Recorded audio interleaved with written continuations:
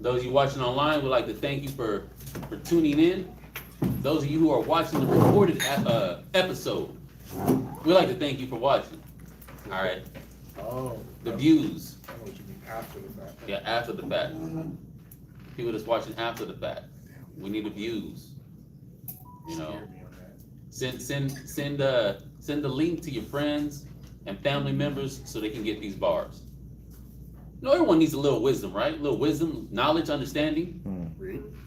As far as the announcements are concerned, anything that's done as far as our announcements are concerned, you can find all that in the description area of the video.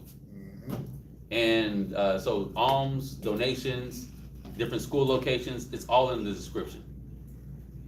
With that, we're gonna just dive into this. Matter of fact, first let's do a recap.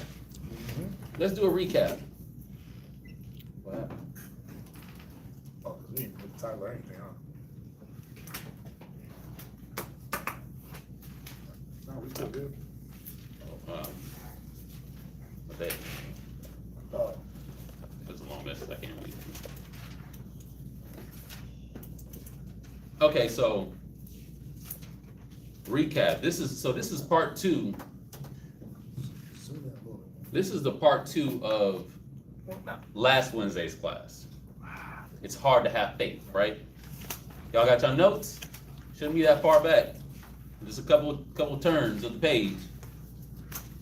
Check it out. Check out the notes. We're gonna give these people, the people online, a little time to log in. Have we sent the link out? Perfect. Where do y'all send the link out? In the Houston or in the, My gun said in both.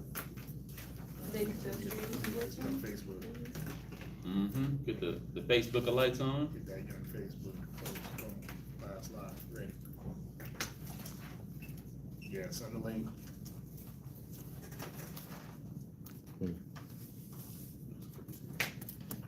Just get that, cut it off here.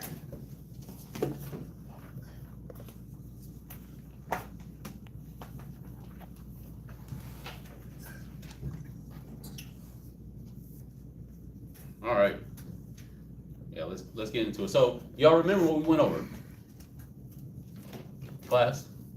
All right, what do y'all remember about class?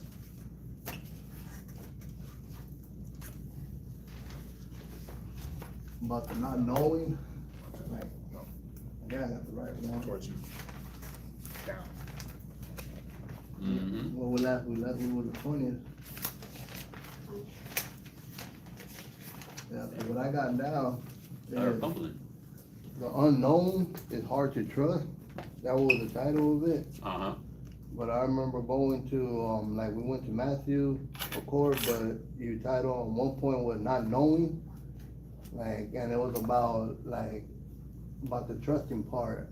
Like, we don't, sometimes we can't even trust our own self to do the things on the stuff that we're doing, what we choose to do. So that's what I had down right here. Okay. Anybody else? See what everyone knows look like.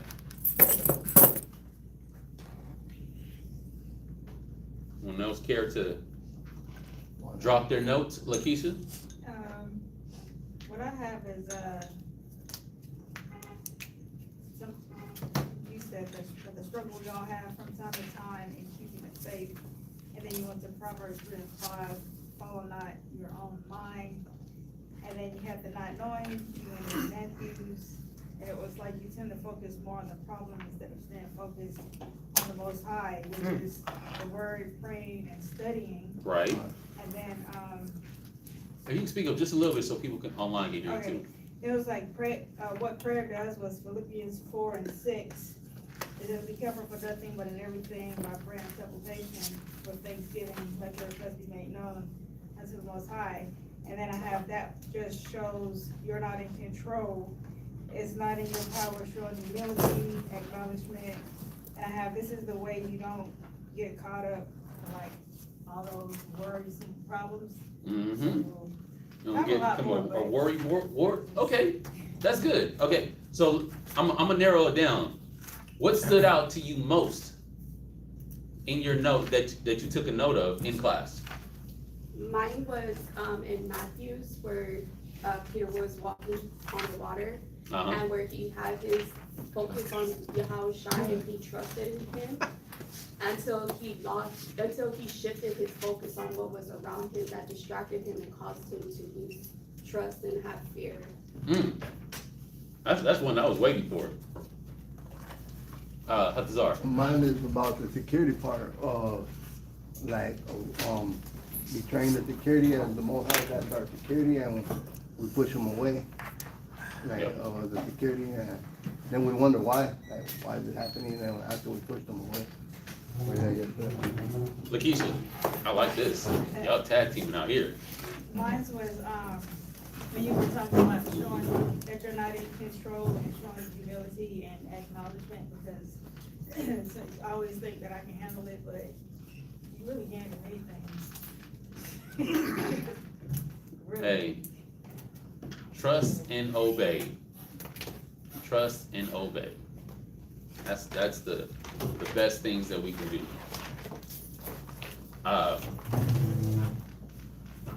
So we went through all that. The water example, Peter walking on the water, the apostles on the boat, right? We went through, like Lakeisha was talking about, Hatazar was talking about when it came to the secure. And we went through what Lakeisha was talking about when it comes to, not following your own mind, you're not in control. The Most High is gonna do what he's gonna do. What I do? Yeah. Oh. The Most High is gonna do what he's gonna do. And we're not in control. But that doesn't mean that the fact that we're not in control, that we internally lose control. Because that's the problem. That's what makes having faith hard, because internally you start to lose control. That anxiety builds up, that the doubt, the worry, the stress, you start losing it. You start to kind of unravel. So people get snappy when they're stressed, because they're having a lack of faith. They think that everyone else is being annoying when you're really the one that's wound up tight. I definitely been wound up tight. I remember it was fight night for me, and I had a fight. And that day, I was so amped up, ready for the night. And like any little thing was like I was about to kill whoever talked to me. Like anything that was slightly annoying, I was about to kill them. And it was so bad that my dad canceled the fight. I was very disappointed. So my dad had the fight canceled, and I couldn't go do my thing, because I was going to destroy this dude. I promise you. It would have been bad. It was probably best that I didn't get in a ring with him, because he'd probably be sipping through a straw for the rest of his life. But anyways, you can be so wound up, everything is snappy, or everything is a crying moment, because you feel so much anxiety about what's going on with your situation, and you feel that because you have a high level of a lack of faith. You don't believe that the Most High is working in your favor. A lot of that happens because you don't understand the scriptures. It also happens because you don't realize all the work that the Most High has been putting into you, time and time again, being your secure, being there for you, making sure you're able to see the other side of things. So, with that, we're going to start off at 2 Corinthians chapter 5 and verse 7.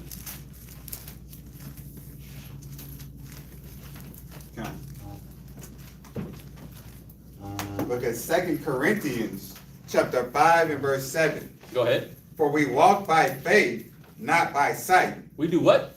For we walk by faith, not by sight. Okay, so does that mean that we just walk around like with our eyes closed? No. No. It's not a literal thing that Paul is saying here. It's not literally we just close our eyes and just believe we're going to walk through the door. But what he's saying is we have the faith of what we're doing will be accomplished. We don't see it accomplished, right? We have plans and goals and aspirations, but we don't see it accomplished yet. But we trust in the Most High.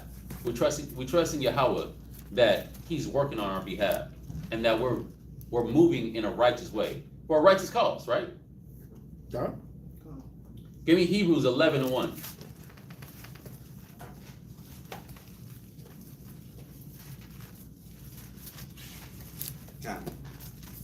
And this is the definition of faith. Faith. Let's drive that home. Faith. Increase your faith. Apply your faith. Faith is not a thing that's just floating in the air. Faith it's an intangible substance, but it's still a substance nonetheless. Go ahead and read. Look at Hebrews chapter 11 and verse 1.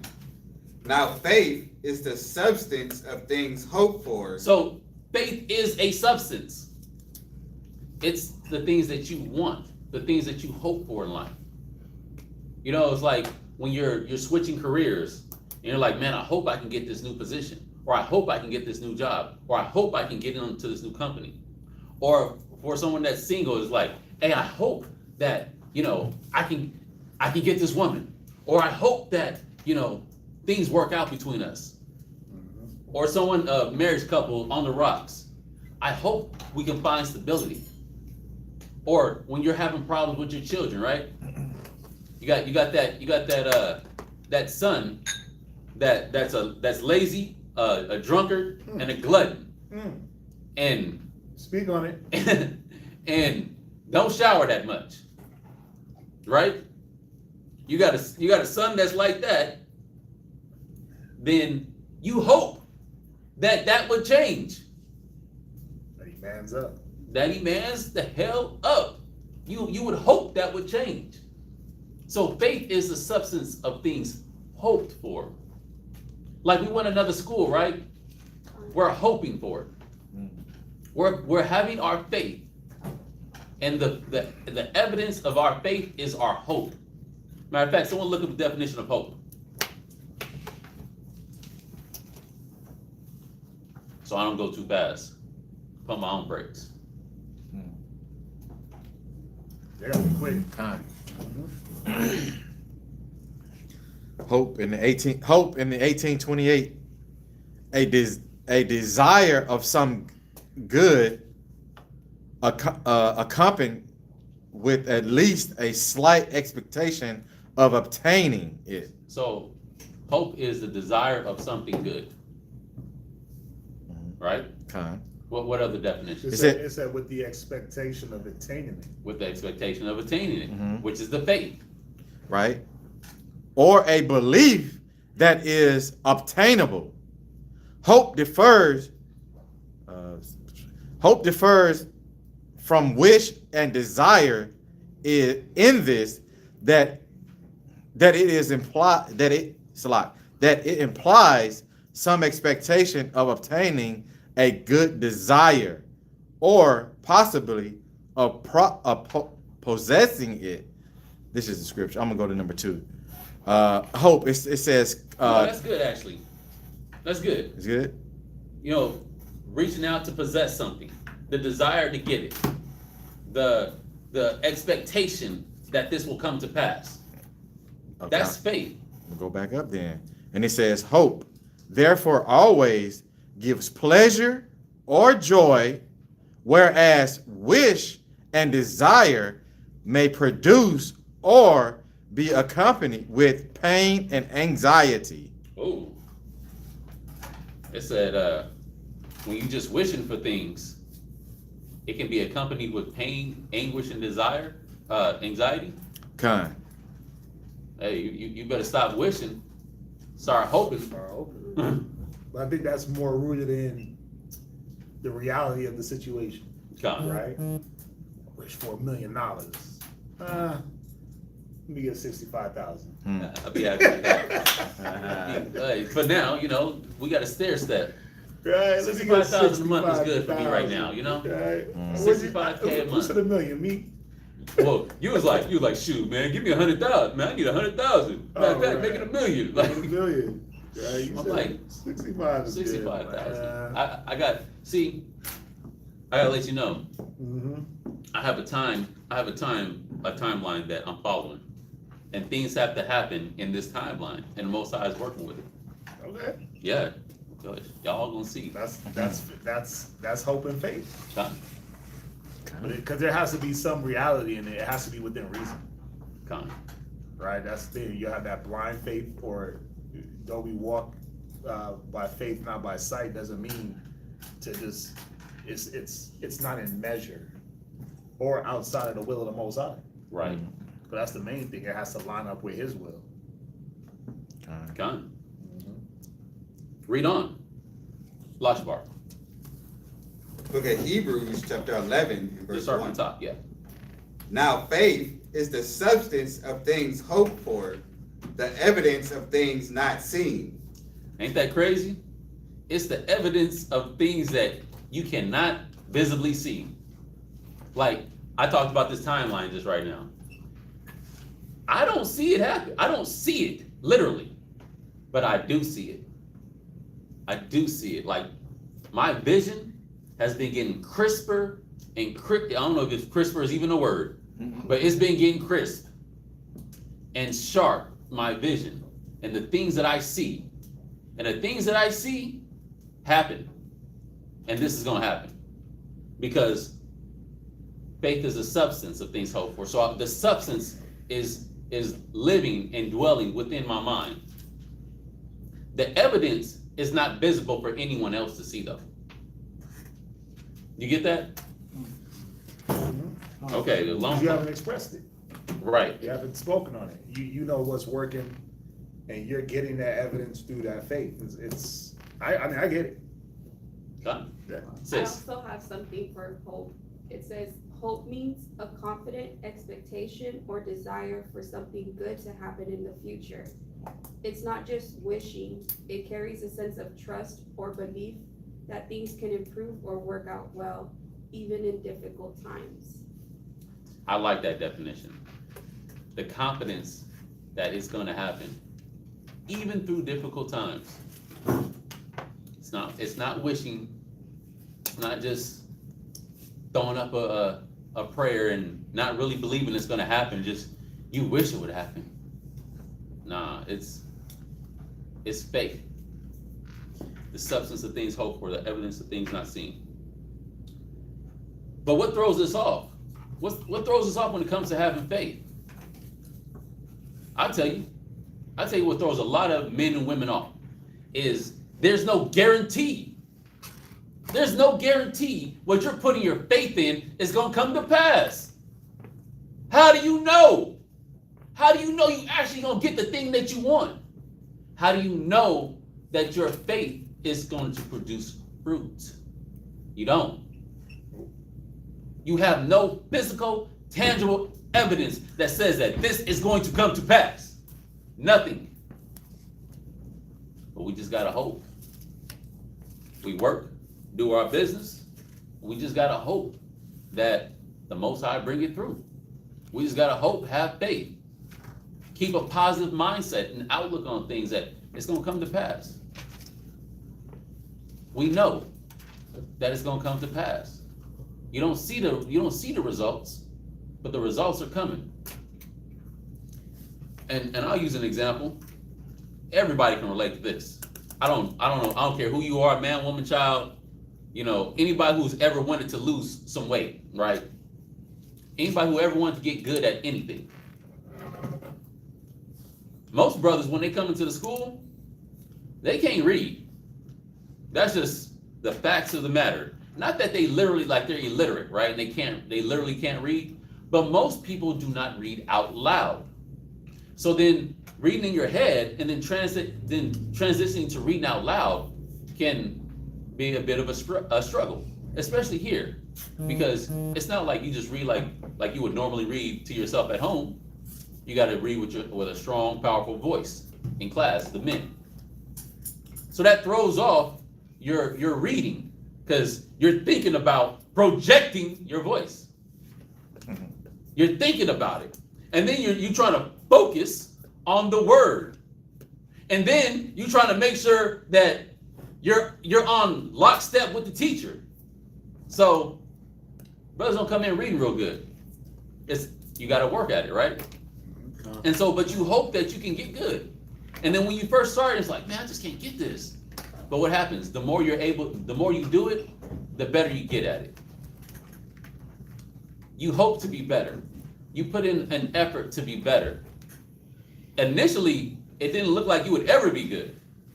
I remember Corey was telling me, he was like, man, the way y'all get these precepts, man, I just want to be able to do it like that. Now he got precepts. Mm-hmm. He a Precepticon.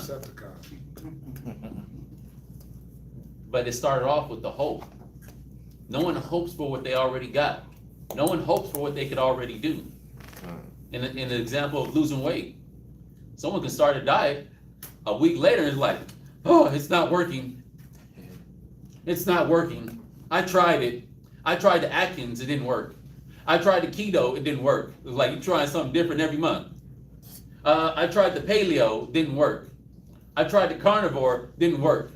I tried the being a vegan, didn't work. It's like, dang, you trying everything. How you gonna try everything and not be consistent in anything? Because you're faithless. Because guess what? I'm gonna keep it real. All of those work. All of them. They all work. It's just, are you gonna be consistent with it? That's it. Everybody pick something that's palatable for your living conditions and be consistent with it.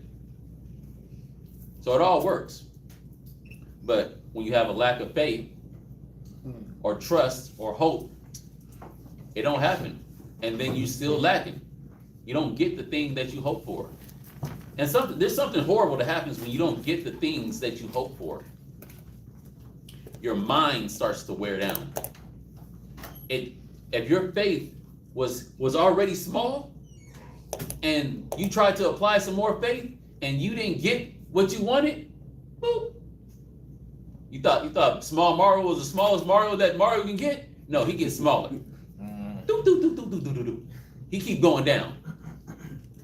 And then to where you have zero confidence in yourself, zero hope or faith in yourself, zero hope or faith in the Most High. Bahashem Yahushua. Now you can't do nothing. You can't even hold to your own word. You can tell yourself, man, I'm gonna get up early in the morning. I'm gonna start waking up at 6 a.m. and taking cold showers to revitalize my mind in the morning. 6 o'clock roll around, I'm like, oh, I'm just so tired though. I don't really have to get up. I don't really have to be anywhere. Maybe I'll just do it. I'll do next week. I'll start next week, Monday. And it's Monday. It's Monday this week. You lie. You're lying to yourself. When you lie to yourself, you lose more faith in yourself. If you can't have faith in yourself, you definitely can't have faith in the Most High. You can't trust yourself to do mediocre things. You can't trust the Most High to do phenomenal things. It's like why would you trust in the small? I mean, not trust in the small, but be able to trust in the big. It don't make sense.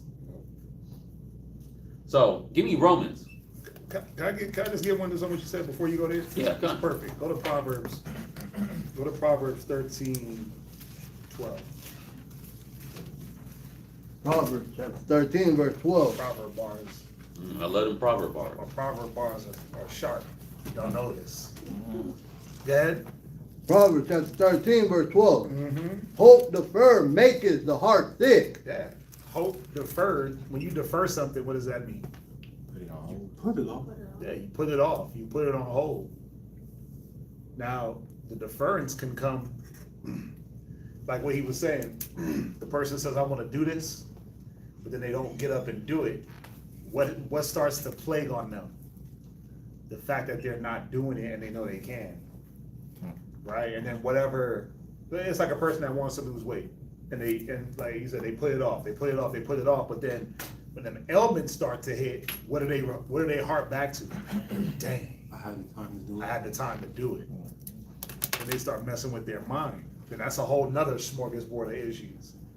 Right? But hope deferred it plays with the mind is what it's letting us know. It's a mind game. So you gotta be strategic in your mind that when you set things up and do it in faith, that you gotta do your part. Like you just ain't gonna lose weight. Right? The shower ain't gonna turn itself on. No. You gotta do your part to get there. And then let the Most High work out his part. That's why you gotta involve the Most High, and that be the problem. I don't wanna involve the Most High in everything, that way I don't have to be accountable for everything. But the more things I involve the Most High in, the more accountability I gotta take, but then the more, if I do that thing, what's he gonna do? He's gonna do his thing. You see how that works? Huh. Yeah, even your little workout plan, even your little weight loss plan, the Most High got something to do with that, Done. right? He has something to do with that. He can make that go hard, he can make it go easy, but you gotta put him in there with you, right? Most I gotta be in everything that we do. Yeah, If not, we might as well just reinsert ourselves back into the matrix. E. Matrix. Okay. Were you finished with that? Yeah, I'm done with that. Romans chapter 8 and verse 24. Just wanted that Romans chapter 8, verse 24. For we are saved by hope, but hope that is seen is not hope. It ain't hope. You ain't gotta hope for something that you can see. I don't gotta hope that this box is right here because it's there. I see it. I don't gotta apply no faith for that. How many of y'all hope that well, hold on. Some people might hope for this, but Yeah. when you start the car actually starts. Are you? Yeah, it depends on the vehicle. Yeah, it depends on the vehicle. Some people hope for that. Yeah, it depends on the vehicle, man. I've been there. I definitely We all will. been there. Like, I hope she starts today. Hey, you know what? I had a vehicle and I had that hope, but I had a backup faith, and the faith was this. Look, y'all come a little closer. That it was a stick shift and I could push start it.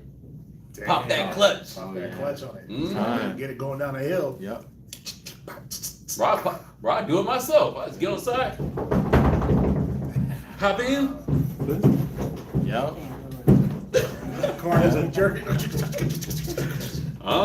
Yeah, I did it. I did that. Mm-hmm. Come on. I ain't never had to do that. I ain't gonna lie to you. I ain't gonna lie. My faith. Most High was right there with me. That faith, that clutch of faith. That clutch of faith. Faith came in clutch. That's a clutch of faith. Yes, bruh. Damn. Made it happen. That is Most High made sure I made it to my job interview so we can get me a new vehicle. Shoot. I don't know. Maybe I was going on a date. I don't know. Or maybe I had to get home from the grocery store. That's hilarious. Most High made it work.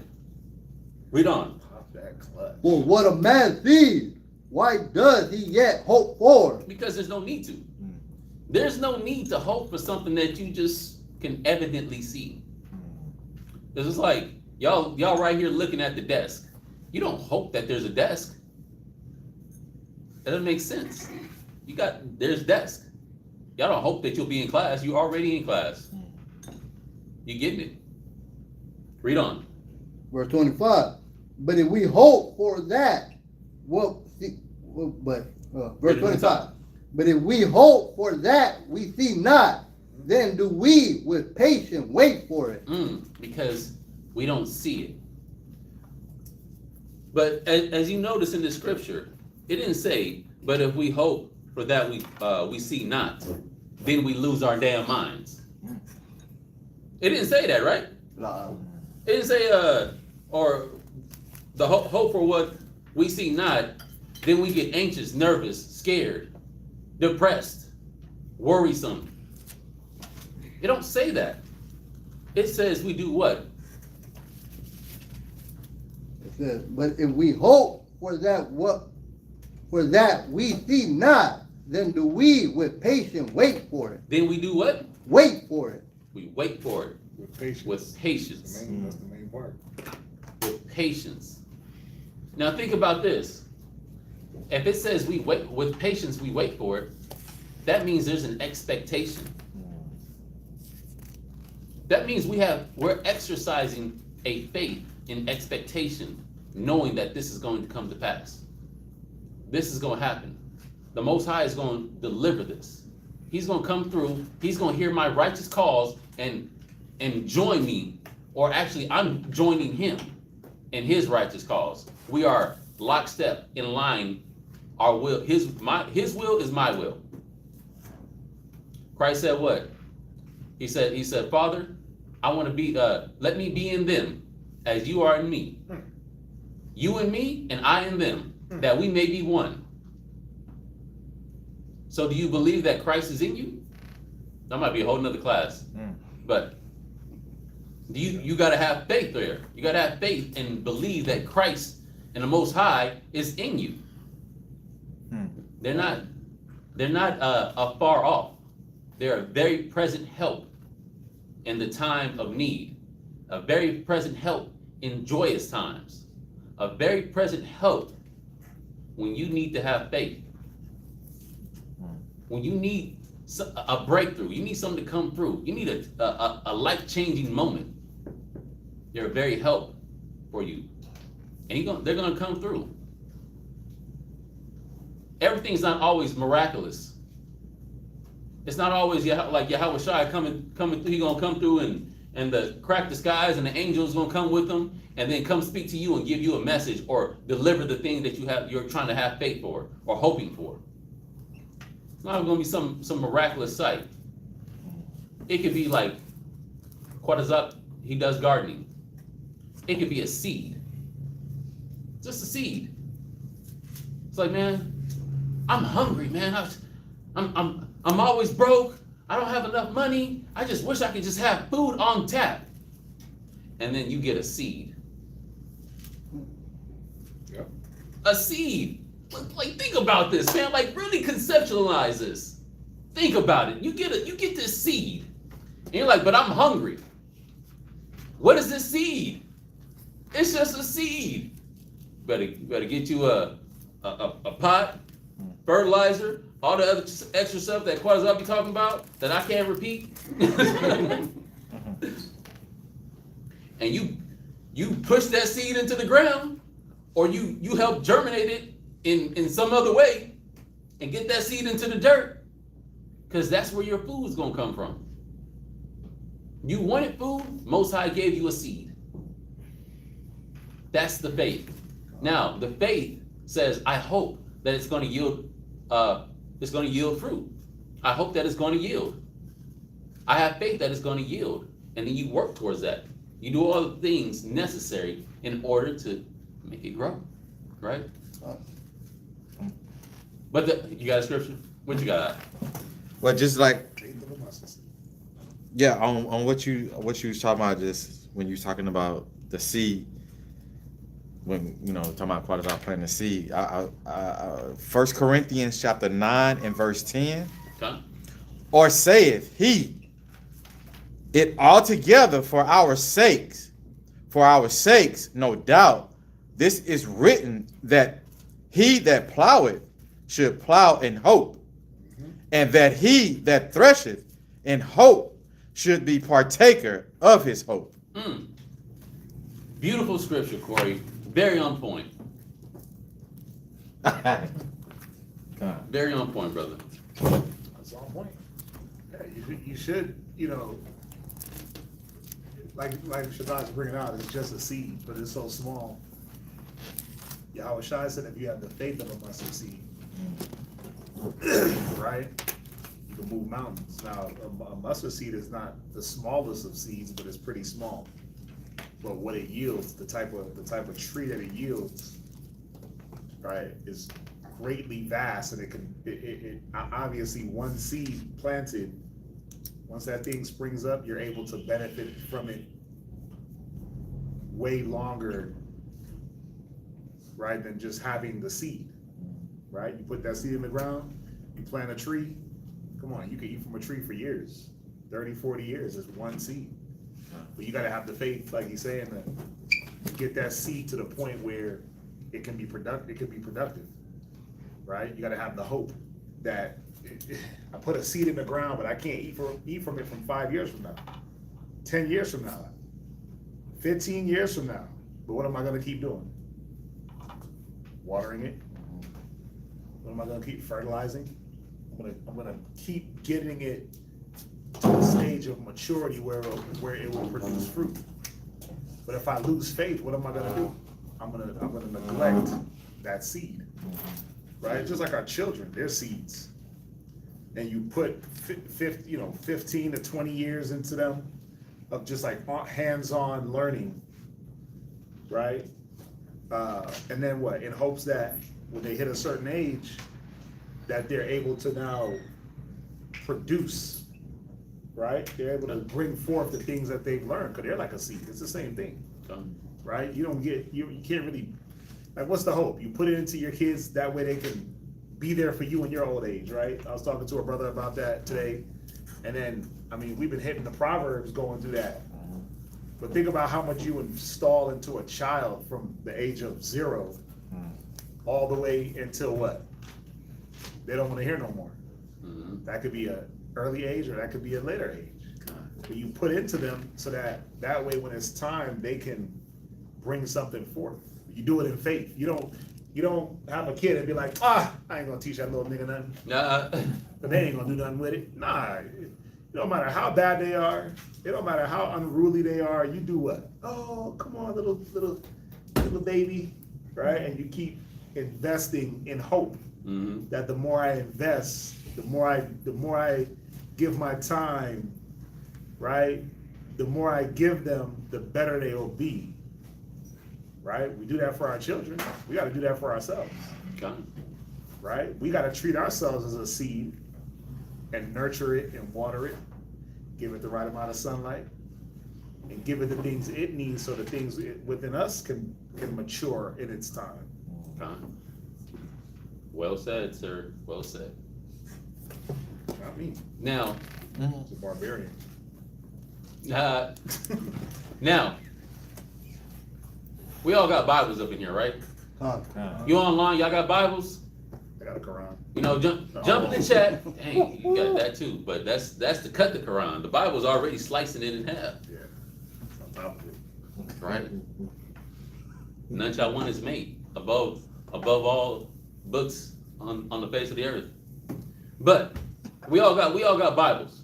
Y'all online, like I was gonna say, if you got your Bible, put a 7 in the chat. If you out here and you got a Bible, Quranic bars. we need to know everybody got them a Bible. If you don't got a Bible, look, hit up a priest and we can find a way to get you a Bible. We get you a Bible app. Brother, I went on a Bible app last night and downloaded like 15 different Bibles on one app. Nice. There was something I was doing. Tell y'all what I was doing something. He was deep in the studies. Bro, I fell asleep. You know when you fall asleep with the phone on you and you had the Bible, and I just passed out. Phone, Bible, yeah. Earpiece in. Right. Drooling. I know about them nights. Yeah. But back to what I was saying. We all got Bibles. Wait, hold on. How many people online got Bibles? Let me see. 1, 2, 3, 4, 5. Just apparently 5. And like 8 of them are in class. 1, 2, 3. 1, 2, 3, 5, 6, 7. Okay. All right. Out of 16, we got 7 people with Bibles. Or 6. You know, they're probably driving in traffic. They can't type. Okay. All right. Benefit of the doubt. Yeah. Benefit of the doubt. So, the Bible's the word of the Most High, right? You know, he speaks to us through here. Yes, he shows different signs and different wonders in our lives. Nature, a brother, a sister. But we got his word right here. you can always reference the Bible. So if the Bible tells you something, if the Most High is speaking to you through his word, why would you doubt it? Why would you not have faith in what the Bible says? It's a rhetorical question. No one has to answer. We're going to go to a brother who the Most High spoke to, and the brother had a little issues, slight issues, fully believing what the Most High said. It was just like, yeah, I know you said it, but, and we're going to get it. Give me Judges chapter 6 and verse 8. Why you coming so fast, man? Because you gave it away. Right. That's a very smart brother. Go ahead. Judges chapter 6, verse 8. Hey, Elijah, can you move your whole everything and sit over here? Right, 'cause when y'all read, it be low in the camera. We got a low studio budget, so we got a low production budget. You know what I'm saying? Go ahead. Judges chapter 6, verse 8. That the Lord sent a prophet unto the children of Israel, which said unto them, Thus saith the Lord God of Israel, I brought you up from Egypt, and brought you forth out of the house of bondage, and I delivered you out of the hand of the Egyptians, and out of the hand of all that oppressed you, and drave them out from before you, and gave you their land. Okay, so it said the Lord spoke to this prophet and told the prophet to deliver this message. It's like, hey, let's look back. Remember everything that I've done. You know, I am the God of Abraham, Isaac, and Jacob. I delivered y'all out of Egypt, out of the house of bondage. And I also delivered you from everyone that oppressed you. And I drove people out of the land for your sake. A little backstory. Look, in case you forgot, let me redrop my resume. Okay? Let me re-show you my accolades again. In case you forgot that I was that man. Or I was the Most High, excuse me. In case you forgot he was the Most High, let me redrop the accolades. Read on. And I said unto you, I am the Lord your God. Fear not the gods of the Amorites. Do what? Fear not the gods of the Amorites. Don't be scared. Get off your scariness. Get up, take up your strength. Who is the gods of the Amorites? They're all idols. Ain't nobody, ain't nothing. So, you know, Most High is trying to encourage as well. Go ahead. In whose land ye dwell, but ye have not obeyed my voice. And there came an angel of the Lord, and sat under an oak, which was in Ophrah, that pertained unto Joash, the Abiezrite, and his son Gideon. Go ahead. Threshed wheat by the winepress. Okay, so it said, well, y'all in the predicament that you're in right now because you didn't listen. You really didn't believe or have faith in the things that happened in the past that I did for you, and that I would recreate these same miracles with you in your lives today. Go ahead. To hide it from the Midianites. Verse 12. And the angel of the Lord appeared unto him, and said unto him, The Lord is with thee, thou mighty man of valor. So this is the prophet speaking to Gideon, right? That's the context of the story. This is Gideon. Read. And Gideon said unto him, O my Lord, if the Lord be with us, why then is all this befallen us? Go ahead. And where be all his miracles, which our fathers told us of, saying, Did not the Lord bring us up from Egypt? But now the Lord hath forsaken us, and delivered us into the hands of the Midianites. So he's like conversing now. It's like, well, where is God? Like, what's up with God? Like, the Most High, I hear about all the stories and the miraculous things that the Most High did, but why are we in captivity? Why are we going through this?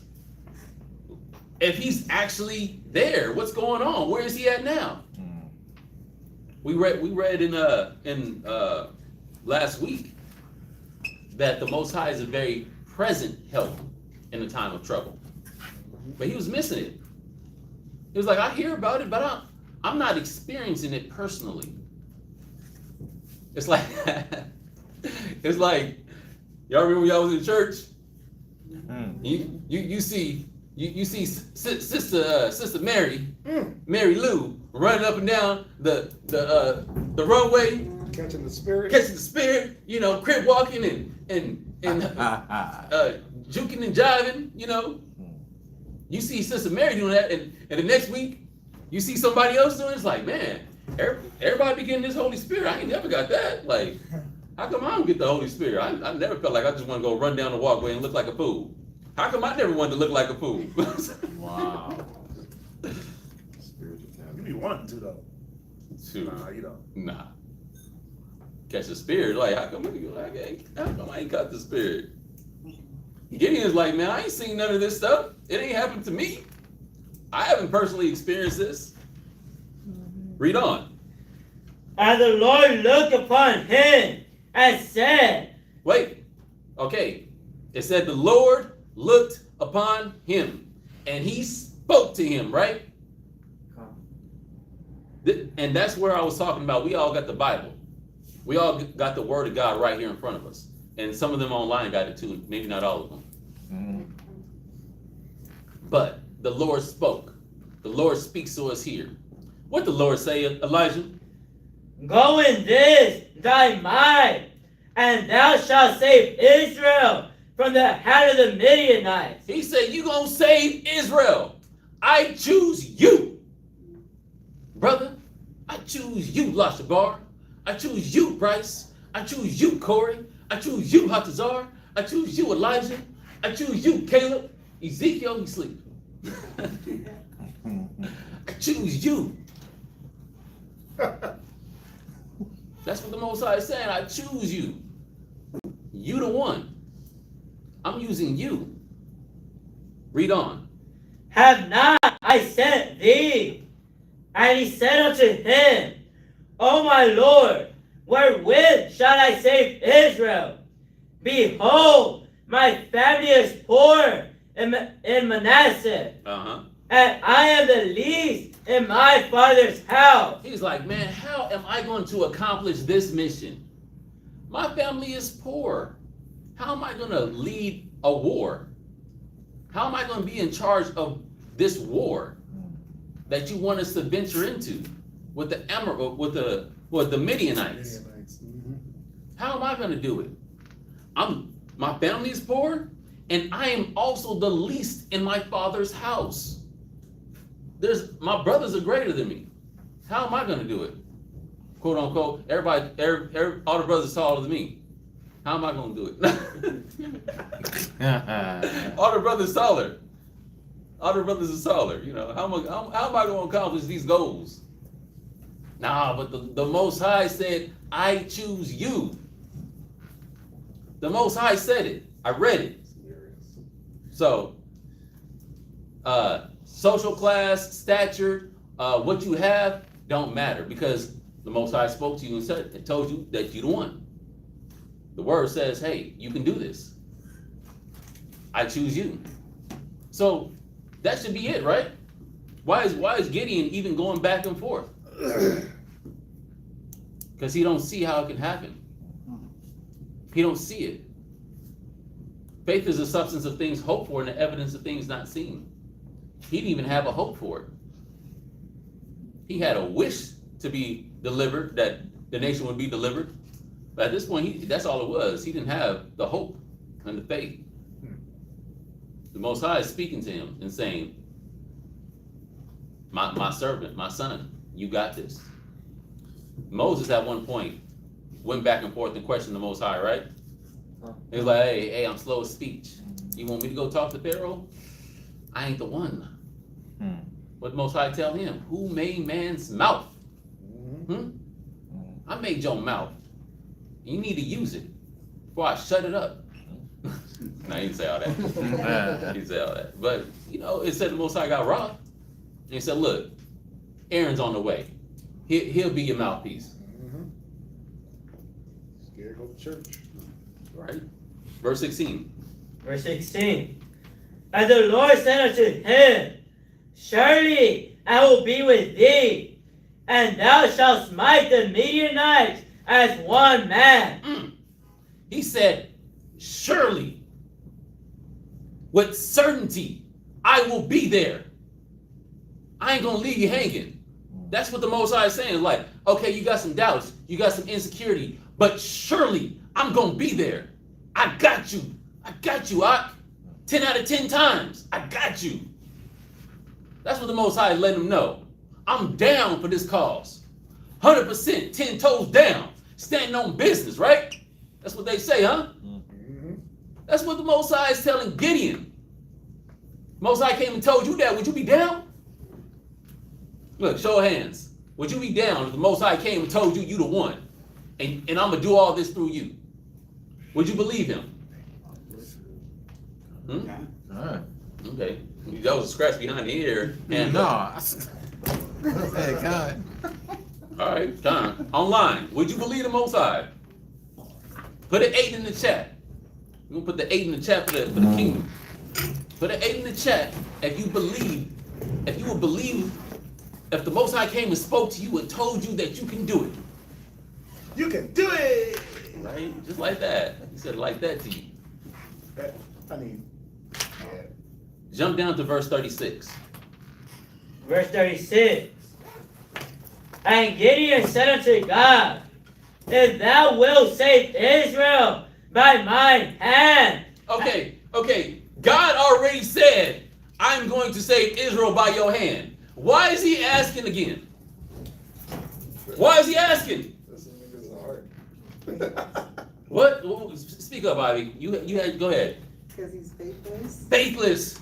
Him nervous. He's like, oh God, like can I really do this? Will this really happen? You sure you picked the right one? You sure it's me? My brothers picked on me growing up. I wasn't the biggest, baddest, or brightest. You know, I wasn't the best in my class. My family's poor. You sure it's me? You sure you're gonna deliver it by me? Why you gotta ask again? But shoot, he asked and now he gonna ask for something else. He need confirmation. Of the confirmation. We need confirmation of the confirmation. We need 2 and 3, 4, 5 confirmations. Cause why? Faithless, a little nervous. Lord, give me a sign. Y'all ever asked the Lord for a sign? I ain't gonna lie, I have. I definitely asked the Most High for the sign. I'm like, Lord, please give me a sign that I'm on the right path. Lord, please. I'm struggling out here. I'm hurting. I want to make it. I don't know if I'm gonna make it. Oh, Yahweh. You start throwing the Hamashiach in it because you're like, it's not just any Yahweh Shai, it's Yahweh Shai Hamashiach. I'm asking in his name. And you're like, please, I need this for my life. I need this. We need this. Yasha need this. Right? You want a sign? Gideon wanted a sign. Let's read it. 37. Verse 37. Behold, I will put a fleece of wool in the floor. We go, okay. Most High, I'm going to do this. I'm going to take this fleece and put it on the floor. All right, read on. And if the dew be on the fleece only, and it be dry upon all the earth beside, then shall I know that thou wilt save Israel by my hand. Okay, so I know you spoke to me and said that I'm the guy and I'm going to do this. But let me put this fleece on. Look, Lord, give me a sign. I'm going to put this fleece on the floor. All right? And if I wake up in the morning and it's wet around it and the fleece is dry, then I know you on my side. Then I know you rocking with me. Then I'll believe you. Then I'll have some faith. It's a sign, you know, you want a little confirmation. You know, I got a confirmation for y'all. It's funny too. You dating with somebody, you got them little bubbly feelings. Remember when you got your rib before she was really your rib? You know, man, I want you to really love me. I want you to love me. I mean, I wonder if this is gonna work out. Or even the woman, I wonder how he really feels about me. I mean, does he like me? Are we cool? Like, I don't know. It's just, I need a sign. I need some confirmation. Like, just, Lord, give me something. Look, Lord, I'm gonna put this bed sheet on the balcony. If it's dry, then that means he messing with me. If it's and it wet all around it, that means he messing with me or she messing with me.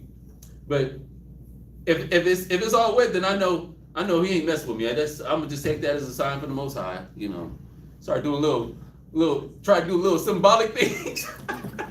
Yeah, but the sad part is they already told you that they messing with you. Right. That's it. The Most High said, I'm dealing with you. I got you. I'm on your side. Why? You psych yourself out, basically, right? Basically, you psyching yourself out. You're like, and guess what? All that doubt, if you keep doubting, you're gonna make that come to pass. Because your faith is more in the doubt than the accomplishment. I just gotta throw that out there real quick. Yep. Read on. And it was so, for he rose up early on the morrow, and thrust the fleece together, and wringed the dew out of the fleece, a bowl full of water. Okay.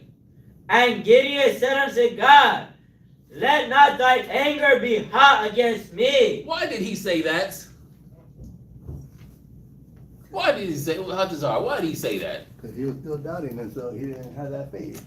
Him still doubting. You're like, I know you just did this, but I'm about to still. The water wasn't wet enough. Maybe it was a coincidence. You know? Yeah. The water just wasn't watering. Yeah, like I think someone may have came by and tripped and poured some water on it. That's how Israel be though. Yeah. That's how Israel is when it comes to anything. It's like, no, that's not what it is. I gotta like see the water get poured in there from the hand of the Lord. Mm-hmm. I gotta see the angel.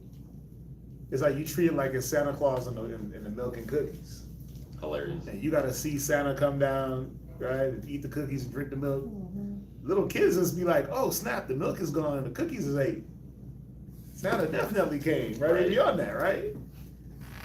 They're not so superstitious, but even though that is a superstition, and it's a bad analogy to use, but I'm using it. But it's the same, like with us, it's like the milk and cookies is gone, somebody drank it. Mm-hmm.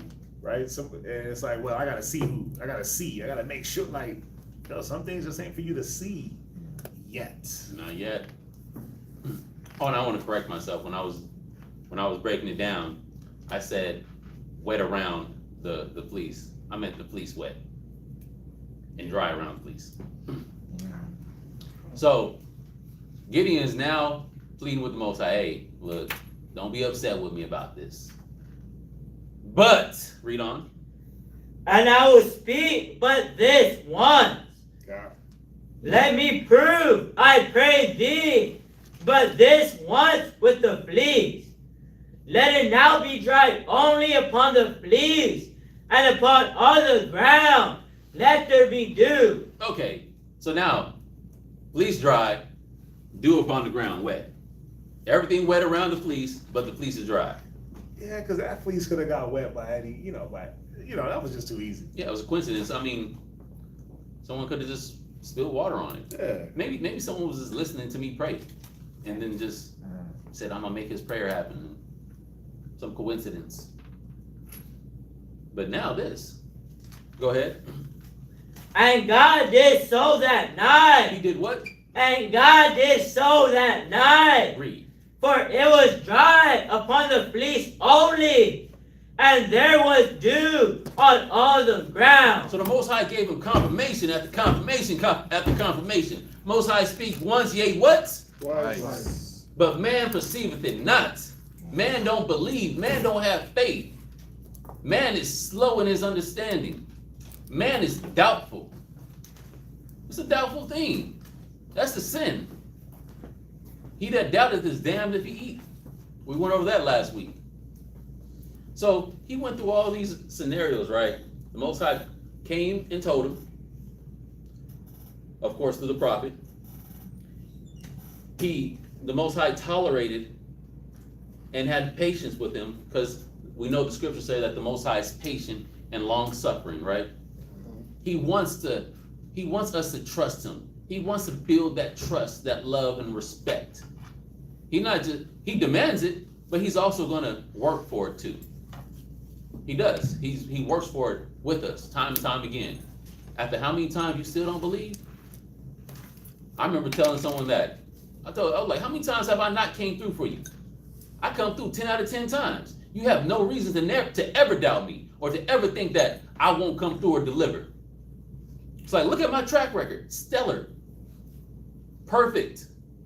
And I was surprised myself, because usually I don't just think about things, but when someone is like challenging me, I got to go back into the archives and remember every little instance, which that's not something I like to just keep out in the front of my mind, but I had to. Most High does that with us. Sit back, count your blessings. Think about how many times I've been there for you. And I came through. But then guess what? There's times you can hope for something, but you're hoping for the wrong things. Your hope is misplaced. What about that? We hoping for $1 million tomorrow. For what?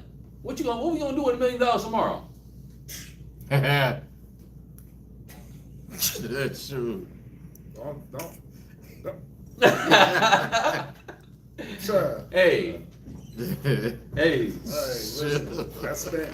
That's Yeah. already spent. Yeah. And then that's the problem. No. Well, this is the thing. Uh-huh. Not This is the thing. It's not frivolously spent. Oh, okay. Yeah, no, I'm not saying, bruh. Nah. I'm not saying. I'm saying that's spent in a good way. Like, you can't ask me what I'm gonna do if somebody said I got $1 million for you today, but I can't give it to you because unless you know what you're gonna do with it, I already know what I'm gonna do with it. I definitely know what I'm doing. Yeah, it's not frivolously spent. You see what I'm saying? I already got a plan in my head for $1 million, $2 million, 100. You know, 100,000. I got a plan for it. Yeah. 10,000. I got a plan for it. You see what I'm saying? Like, you gotta have that plan for it, because again, how could you hope to get that, right? And then not have the plan for it, Yeah. not have the faith towards it, not have the hope. Like, yeah, I'm hoping for it, but then somebody lands it in your hand, and then what? You're like, I don't know. That's why. But that's why a lot of people come back with a grill. Oh, but no. no, and that's what I was gonna say. That's why a lot of people, when they hope for something and they don't have a plan for it, they end up deviating and doing something way different than what they should have did. Gone. Right? A lot of the times they won't make the proper, like, look at Gideon, we just read it. Like, Yep. this man was stalling the progression all because he needed to see a wet fleece and a dry ground, and then he comes back with some other stuff. That wasn't just the one instance, right? I don't know if you're gonna go into it, but I think he did this like 3 times or twice. No, I'm not gonna go into No, it. yeah, he did it a few times just for what? Just to get what was already said that he was gonna get. Mm-hmm. It didn't prove nothing if the Most High made the fleece wet or dry. It didn't prove nothing.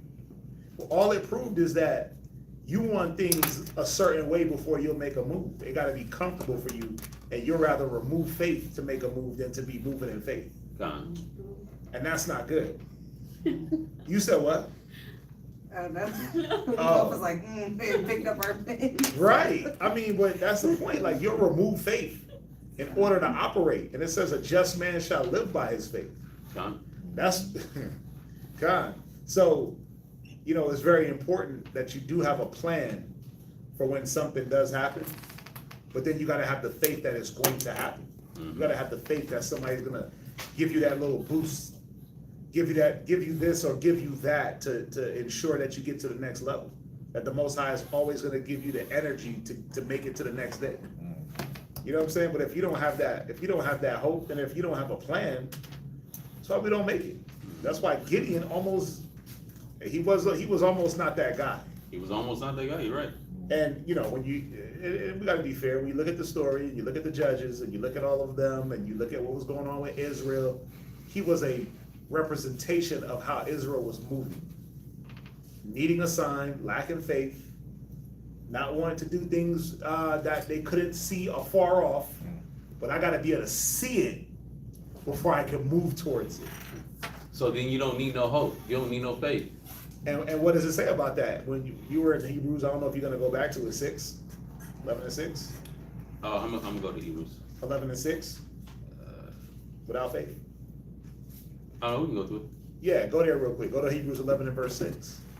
So this is what it boils down to. No matter what, strip it all away. You gotta have it. You gotta have it.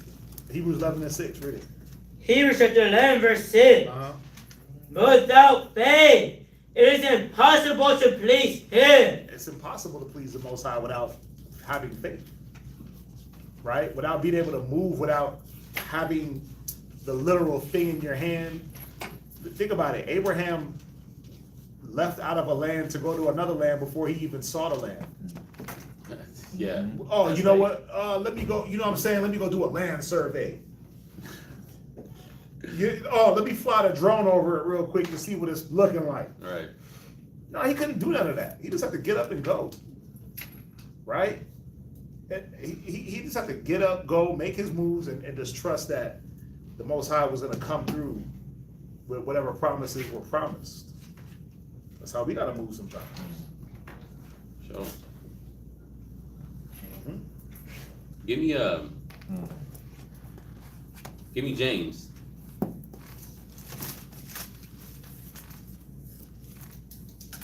Chapter 4.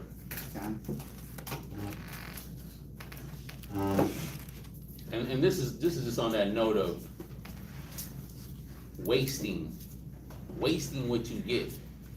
Or the reason why the Most High won't give you it, because He knows you'll waste it. He knows that you won't do right by it.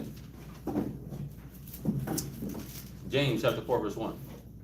Look at James chapter 4 and verse 1. From which come wars and fightings among you. Come they not hence even of your lust that war in your members? Yo, lust. You running after your lust? You running after that burn within your members? Go ahead. Ye lust and have not. Ye kill and desire to have, and cannot obtain. Ye fight and war, yet ye have not, because ye ask not. So you're going at it, I'm going to make it happen.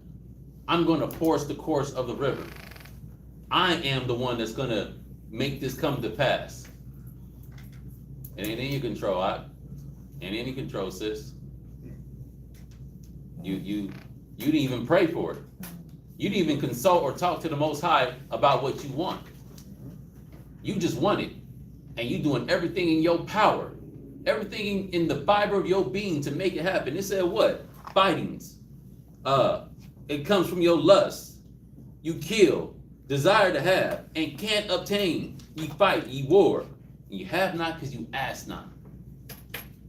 Most High want to give us good things, but He want to give us good things in a good way. Trust and believe that. The Most High wants to give us good things, but in a good way.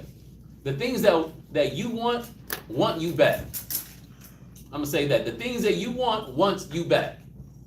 The Most High wants you to have it too. But He wants you to have it in a righteous way. Because if you get it in that not so savory way, guess what? You ain't going to do right by it anyways. You ain't going to really want it. You're going to trash it. You're going to destroy it. You're going to ruin it. It was a waste. And it could have been given to someone more worthy. Because there's always someone out there more worthy. Most High be having him waiting in the wings, or having her waiting in the wings, or having the situation waiting in the wings. It's there. Just like when Saul went off, right? Saul was still king, but David had the throne, even though he didn't have the throne. David knew it. He had faith in it, even though he wasn't in position. He knew one day he'd have it. Saul didn't know that he didn't really have it no more, but he started to slowly feel it. But anyways, let's get back to scripture. It says, you have not because you ask not. Read on. Verse 3. Ye ask and receive not, because ye ask amiss. You ask what? Amiss. You're missing the point. You're missing the purpose of the gift. The purpose of what the Most High would give you. You want money to do what? Break James Harden record in the club? Oh, wow. What? You ask amiss. You ask for some foolishness. You want money for what? So you get speakers in your car and rims, and you can't hardly pay your light bill? Oh, no. You asking amiss. Your focus is on the wrong things for the things that you want. Asking amiss. Read on. That ye may consume it upon your lust. That says it all. You just want to consume it. Consume. Just like when you gather wealth. Do you get money? I'm not even gonna say wealth. I'm gonna say you get money. Do you get money to make more money? Or do you just get money to just give it away? I went through so much money, and I'll tell you this. I've used more money to make more money than I have to just spend money. That's always been my thing. Like, it's been my thing so much. Brothers had to tell me, you gotta buy yourself some clothes. You gotta get yourself some shoes. You can't just like you gotta. But my mind, I want to use the money to make money, and I might fail, but guess what? Nothing beats a failure but a try. I got to keep putting myself out there. I'm gonna hit it eventually, and that was my mindset back then. So Didn't I say that last week about him? really, Monday. It was when? Monday. It was Monday. I was talking about you. I missed that. But I was here. I don't want to spend no money. No, You were here. no, it was on a Sabbath because Laka Rob was here because you asked Laka Rob. Yeah, like right. It was a Sabbath. Oh, okay, Hilarious. okay, yeah, yeah. So yeah, Friday night. Yeah. see, let it all be 2 or 3 witnesses, right? Matter established. So that was that guy. You finished verse 3? Kind. Jump over to James 1 and 3. So you wanna you're asking amiss. You're warring, you're fighting, try to do it on your own. When all you really need is to kind of chill out. Chill out. Don't force it so much. Kind of let things flow a little bit. I admit, I've had that problem. It's because it's like you getting closer to the goal, and you want to ramp up the time scale.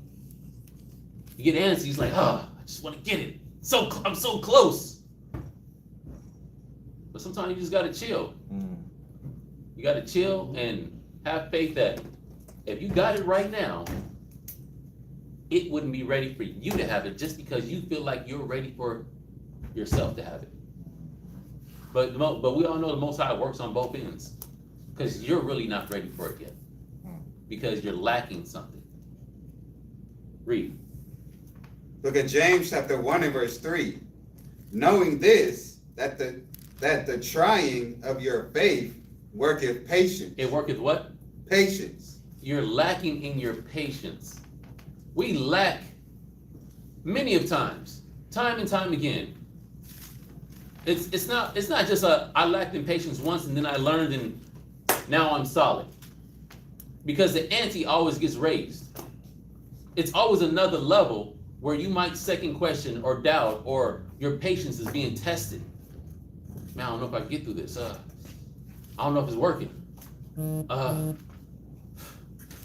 Let patience have its first work. Faith work is patience. I just gotta have faith, and you gotta talk to yourself, right? Or pray to the Most High.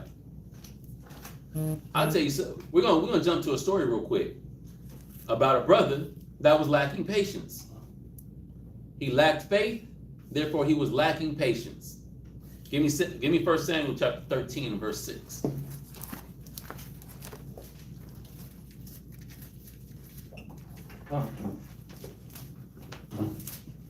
Go ahead.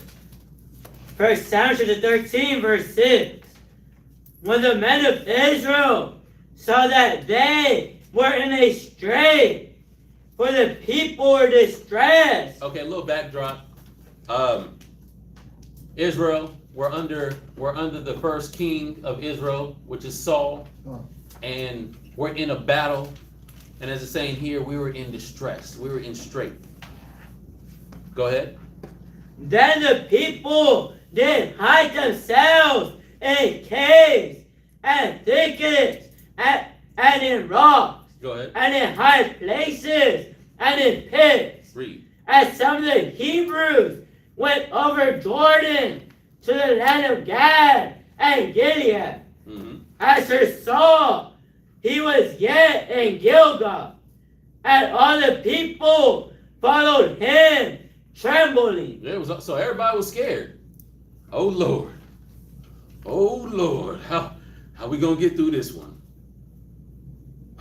Yahweh Bahasham Yahushai, they wouldn't say Bahasham Yahushai there, but they was like, oh Yahweh, please, we don't know what we gonna do. Read.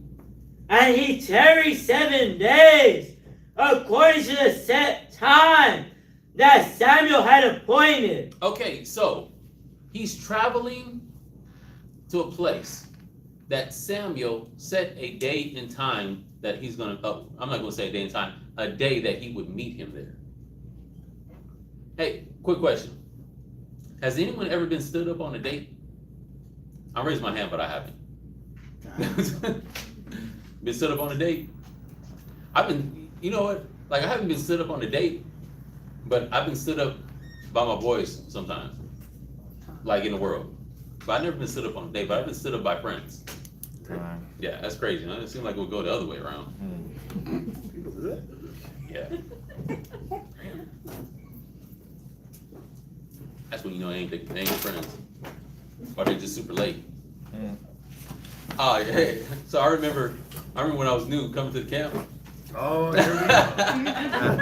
Here we go with these stories. Brothers just want to live in the past for some reason. It's fun to look back at it. So here we go. I was invited to go to the gym with brothers. It was like, yeah, we have brothers workout. We have brother workout. I was like, okay, cool. What time? They're like 10 o'clock. And I'm like, dang, man, I got to get up at like 6:30 to get ready to leave the house by 7:30, and I got to be at work at 8.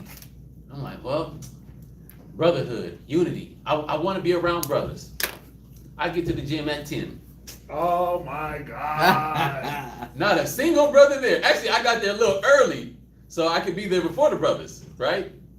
So that's what made it seem so long. That's what made I got there like 9:50. 9:15. Right. and so I'm like, okay, no one's here. It's cool. 5, 10, 15 minutes late. Bro, this ain't nothing. I've been there before. I've been late before.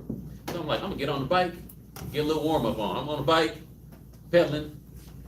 I'm like, you start sweating and you start feeling tired. It's like, what time is it? 10:45. Oh, It's like, dang, like, Come on, I dog. was like, where are they at? And I was like, hey, we still hitting the gym? We just left the mall. Like, Now you know you got me. How are we leaving the mall at 10:45? they were coming from Baybrook. We didn't leave the mall. We would have left the mall at 10:45. Oh, okay, so they was on the road. Yeah. And I'm like, Mall closed at 9. yeah, mall closed at 9. I don't know what took them so 10 long. o'clock drive. I don't know what took them so long, but I was at the gym. Okay, so I'm all right. What about the brothers that weren't at Baybrook? Well, the brother that wasn't at Breakbook was late too. He was extra late too. So about an hour go by. Hey, That's wild. Like a rod pull up. And I'm like, oh, there's one of the brothers, the other ones might be behind him. You know, I'm like a little puppy that just seen his friend. I'm like, hey, there he goes. Like a rod pull up. I'm like, hey, what's up? You know, I didn't know the salute at that time. I was like, hey, where's the rest of the brothers? He's like, oh, they're coming. They're on the road. They're leaving. They're coming from Baybrook. Like I knew what a Baybrook was. I was like, oh, okay, cool. So then me and Lakara, we working out. We both on the bike now. I'm like, man, I done got over an hour on the bike now. brother brought up a story with no point. What is the point? The point was, if I was this, right? Brother just If I would have just pulled up and I didn't have faith that these brothers would actually pull up, I would have left. Like, guess what? Anybody else in the world, I'd have pulled up, 10 o'clock hit, 10:05, 10:15. You get 15-minute grace, and I shouldn't even offer that. I'm out. I can hop in the car and start driving down the street like, man, I'm pulling up right now. Sorry, dog, I'm out. Sorry, bro, I'm out. Or if it was a date, definitely out. I'm gonna put up with that. Too early in the game. We dating? Mm-mm. Too early in the game.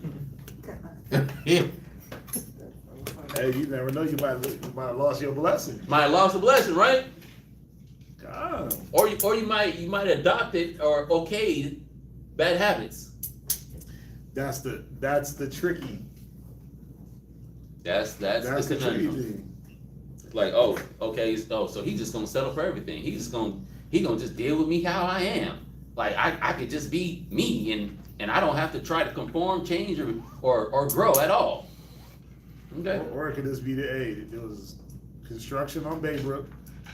At that time, they was rebuilding 45. You had to take crazy detours out the damn city. Man. Oh, yeah. And if you caught it at the wrong time, you literally sat in traffic for an hour, and it's an hour drive, and we ain't had no easy pass, right? He's capping on me. So. Hey. You know what I'm saying? Because I know me, I don't like being late. I didn't know who was driving back then. I don't like being late to nothing. But, you know, everybody showed up, though. Mm-hmm. These brothers just looked like they had a long day, and everybody looked, Farzad was holding up to his name, too. He looked angry. I remember trying to have a conversation with him. He just, like, real short. I'm like, dang. Brother got to be so serious all the time? You didn't understand my life at that time. I didn't. I was, but, you know, I was trying to understand. I know. So 1 Samuel chapter 13, verse 6. Brothers with their old war stories. Right. Just wanted to look back on. Go ahead. 1 Samuel 13, verse 6. Oh wait, hold on. We're past that, right? Verse Slide. 8. Where verse are you at? Verse 8. Okay, verse 8. And he tarried 7 days, according to the set time that Samuel had appointed. Go ahead. But Samuel came not to Gilgal, and the people were scattered from him. Samuel didn't show up on time. But it didn't say Samuel said a time, right? Or did I miss that? I think he did. He told him to stay for 7 days and he'll be there. Yeah, he said 7 days. He didn't give a time of day. Yeah, he didn't say 7 days, 12 noon. Right. He just said, give it 7 days. I'll be there. I'll be there. 7 days, I'll be there. But it's like 8 a.m. He like, where's Samuel? People get nervous. Where's Samuel? We here. It's a new day. The sun rose. It's the day now. Philistines was pushing on us. Yeah, Philistines pushing on us. We trying to make something happen. Where's Samuel? He let the situation dictate the moves instead of using faith in the situation. He allowed the situation to make him faithless. Right. And we seen the same thing with the apostles on the boat. We seen the same thing with Peter walking on the water. The situations, the way things are orchestrated around you.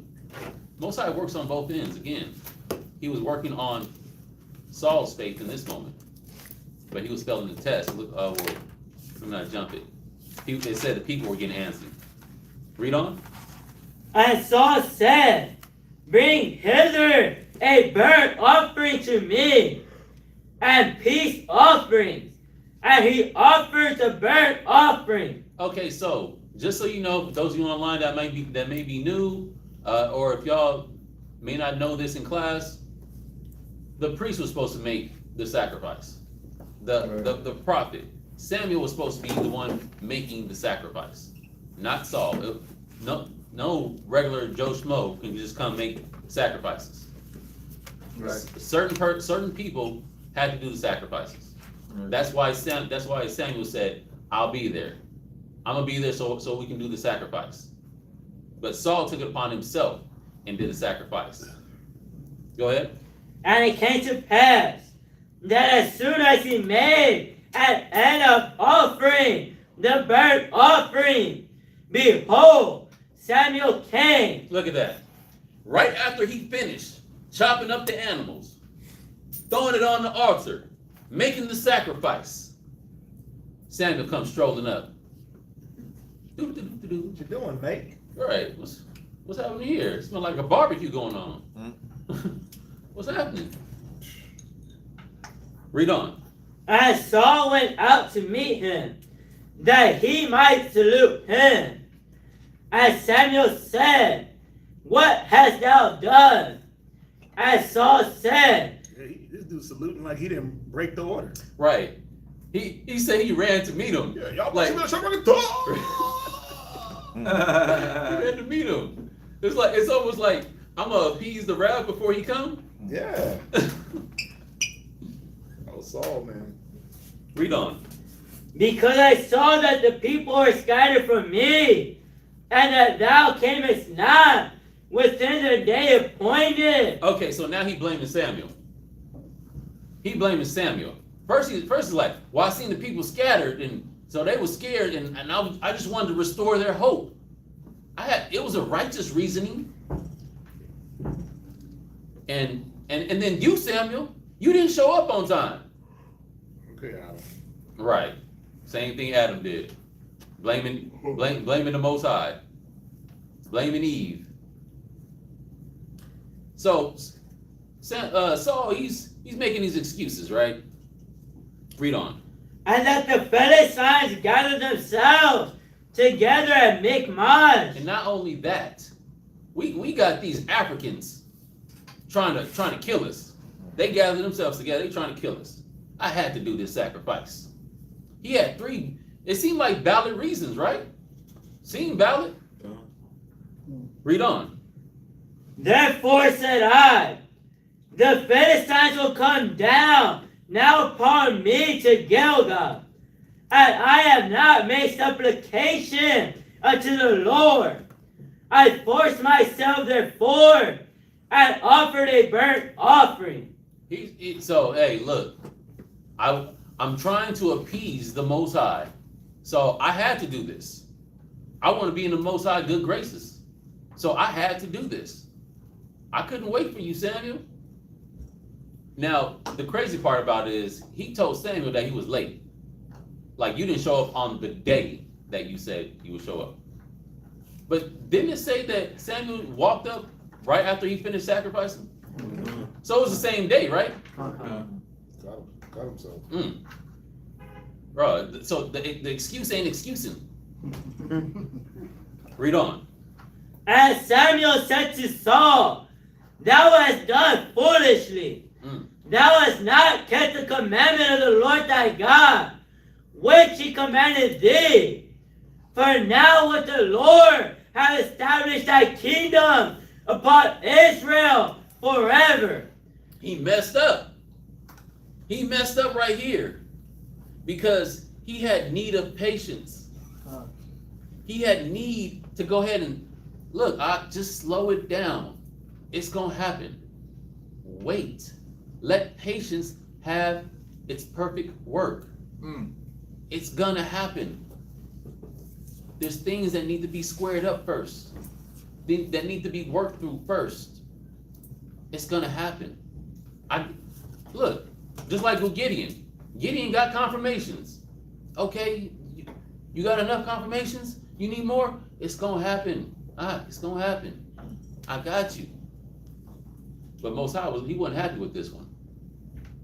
He was like, look, bro, you slipping up too much. He said, Samuel said, your kingdom would have been established forever.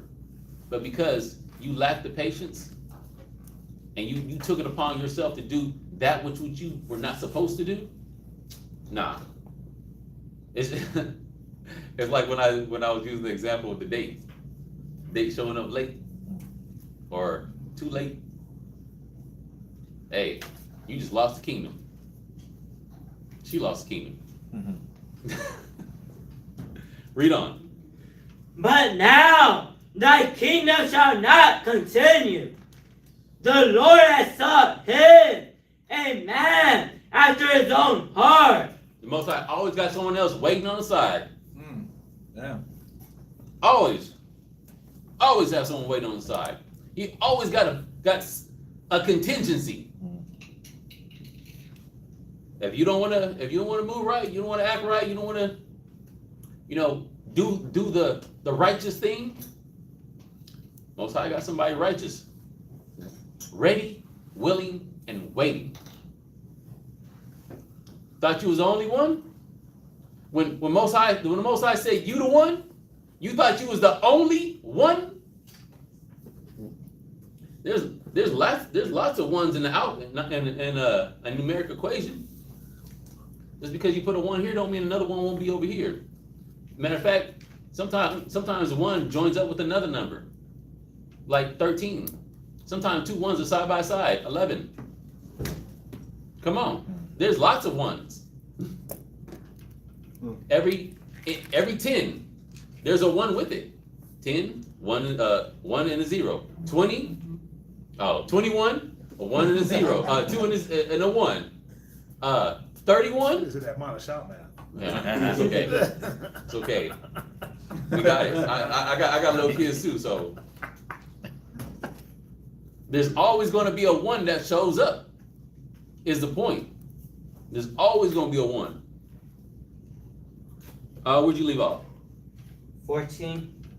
Did you finish it? No. Finish it out. And the Lord had commanded him to be captain over his people, because thou hast not kept that which the Lord commanded thee. Hey, you didn't have patience. You didn't have faith. Your hope was dwindled. Your anxiety got the best of you. You didn't have patience. The scriptures say that we need to hold fast. Ecclesiastes chapter 2, it says what? Make not haste, cleave unto him, and depart not away, that thou mayest be increased at thy last end. Hold on to the Most High. If you got to just send up prayers, send up prayers. You got to put your mind in the book, study. Distract yourself. Work out. Do some push-ups and some crunches, I don't know. Work that anxiety out of you. Give me Hebrews chapter 10, verse 35.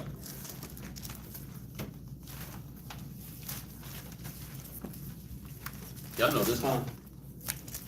Go ahead. Hebrews chapter 10, verse 35. Cast not away, therefore, your confidence. Why can't you cast away your confidence? Because there's an achievable goal at the end. The Most High got something for you. As long as you keep your confidence, but if you start getting weak-hearted, shaky in the knees, your knees start turning to water, you start losing your fortitude, your mental fortitude, your testicular fortitude as a man, then you casting away your hope, you casting away your confidence, you casting away your faith. Read. Which has great recompense of reward. You can do a lot. You can do a lot with faith. You can do a lot with your confidence. your confidence in the Most High by Hashem Yahushai. Then then Yahushai said, if you have faith in the grain of a mustard seed, you can move mountains. Come on, you can do a lot. That's basically all he was saying. A lot can be done with faith. Cast not away your confidence in Yahweh. Yahweh is the power. Don't forget that. Don't forget that he moves everything. Don't forget he's in control of everything. You're not in control. Because you can try to fight war and do all this extra stuff to make what you want to happen. But the Most High is the one that makes things happen. Put your trust and your confidence in him. That's how you have this great recompense of reward.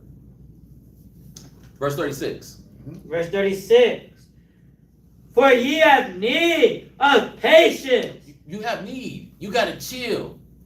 Let things work. Go ahead.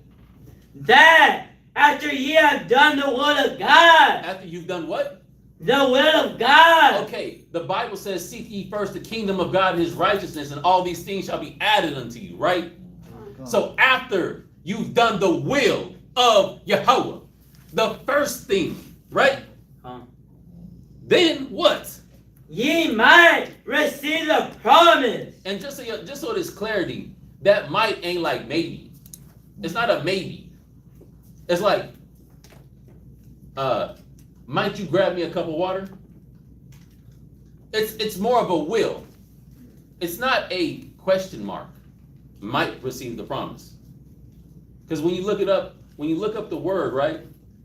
When you look up the word, y'all can all fact check me. It's okay. When you look up the word, it's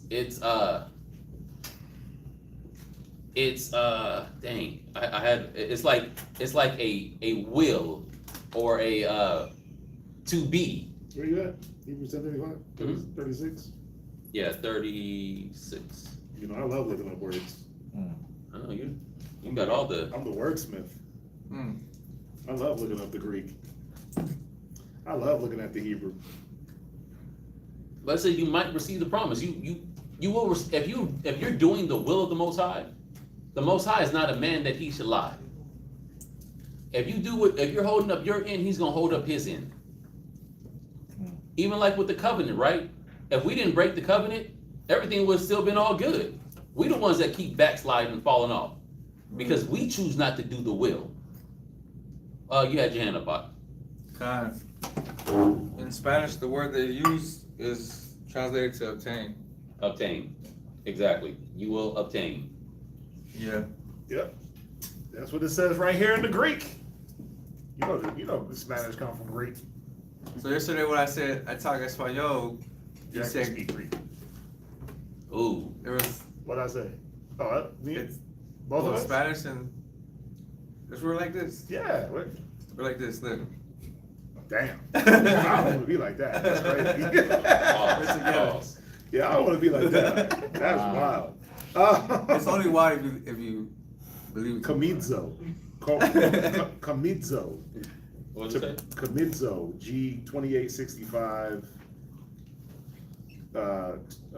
By implication, to carry off. From harm. Genitive case, to obtain. Bring or receive. Bring or receive. Right. To take care of. So it said, after you have done the will of the Most High, ye will be taken care of to receive the promise. Or you'll be given the or you'll be given the promise. You'll be given the promise. Because the promise is to be taken care of. I know the thoughts that I have towards you, thoughts of evil, thoughts of peace, not of evil. Right. So you'll be given the promise, and you'll in turn be taken care of. Right. So, but you gotta do the first thing first. Do the will of the Most High. Seek ye first the kingdom of God and all his righteousness, and all these things shall be added unto thee.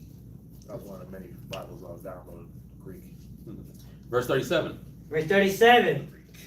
For yet a little while, and he that shall come will come, I will not tarry. So, do y'all know what tarry means? No, it's like, it's not long. Ain't gonna take long. He's not gonna take long. It Tarry said, long. and he that Read it again, that last part. And he that shall come will come. I will not tarry. He that will come and will not tarry. He's not going to take long. The Most High is not slack or slow in his promises that he promised towards us. He's not slow in the form of giving the blessings. Look, think about it. How long does a flower last? Like that? No, like a rose or something like that. Before the petals fall off and it got to come back and grow all over again. It lasts but a season. I don't know an exact date. You talking about once you cut? Oh, rose bush? Yeah, go the whole season. Yeah. Just keep growing flowers and flowers, and then when they get cold, it's gone. It's gone. It dies lasts. back. It lasts for a season, dies off, comes back. Yeah. The Most High knows that we're like that.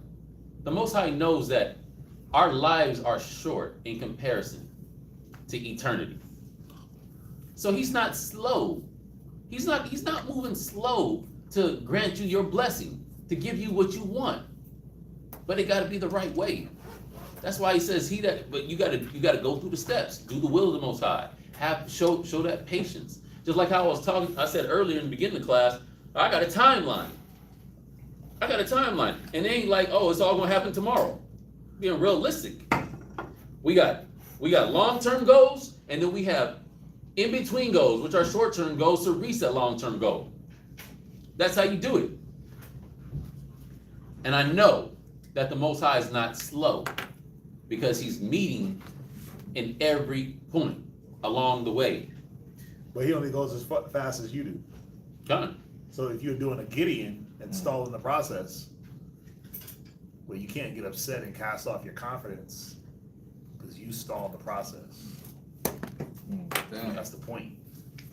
He'll give you what you want, what you need, what's promised, but are you willing to make the move without having the actual promise in your hand? Think about it. Did Abraham see the promised land? Sure did. Remember, it said all these died seeing the promises afar off. That's in Hebrews also. All these died. Who was the all these? Moses, Abraham, Sarah, right?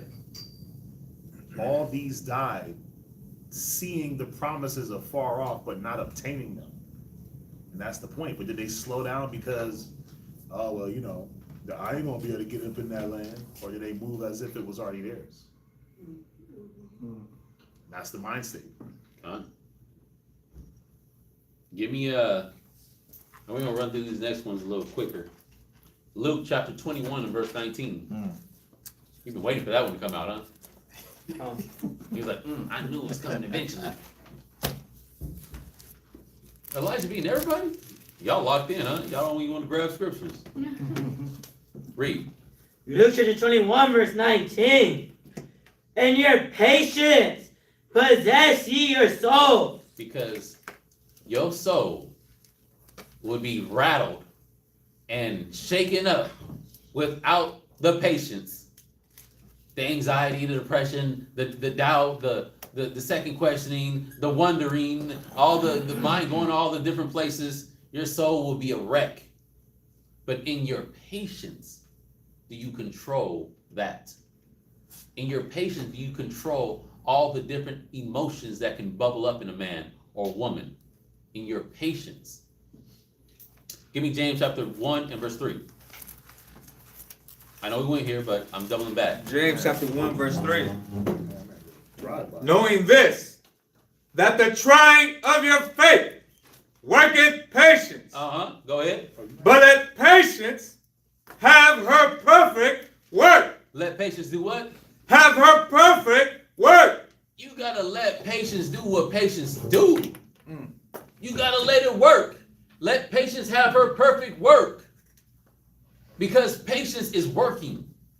It's the Most High is moving. He's not slow or slack in his promises. He's not slow in tarrying. He's making things happen. He's moving things behind the scene that you don't even know is happening.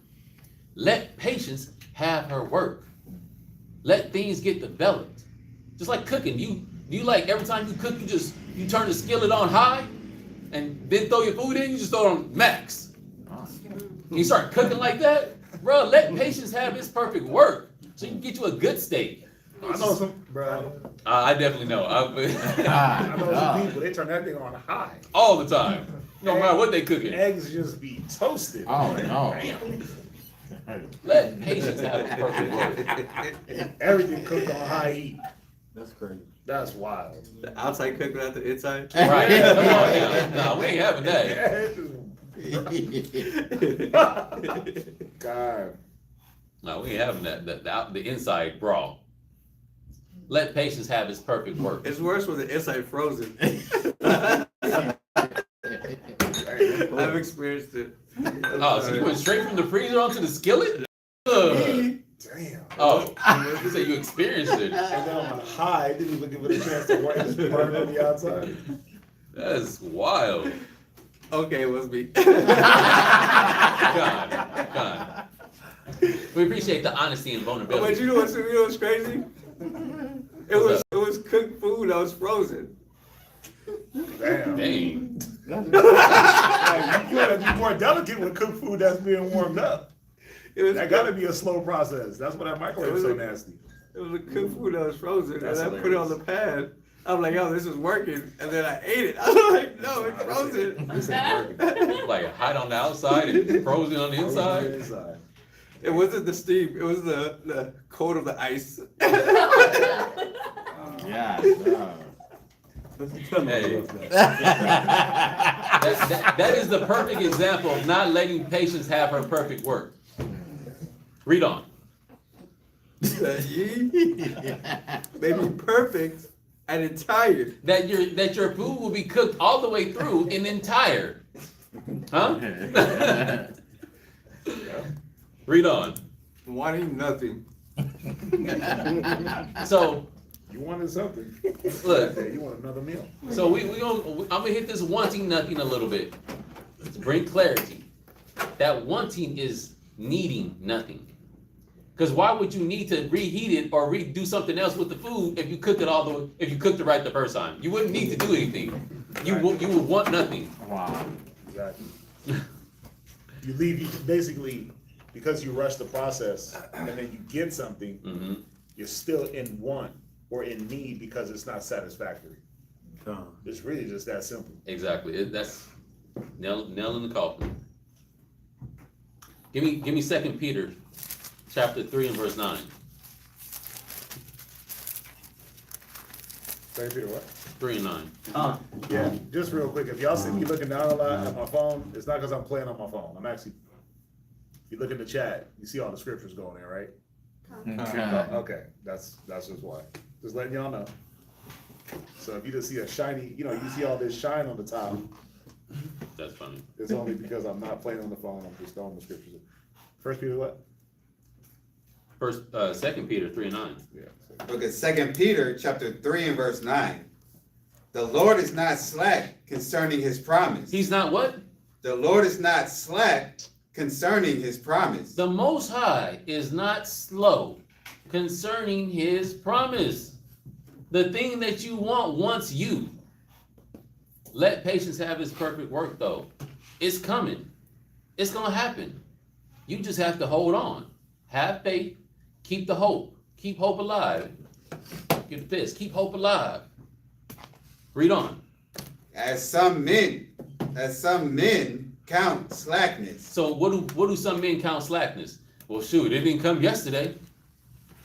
It didn't even come today. Man, I waited for a week for this. It ain't showed up.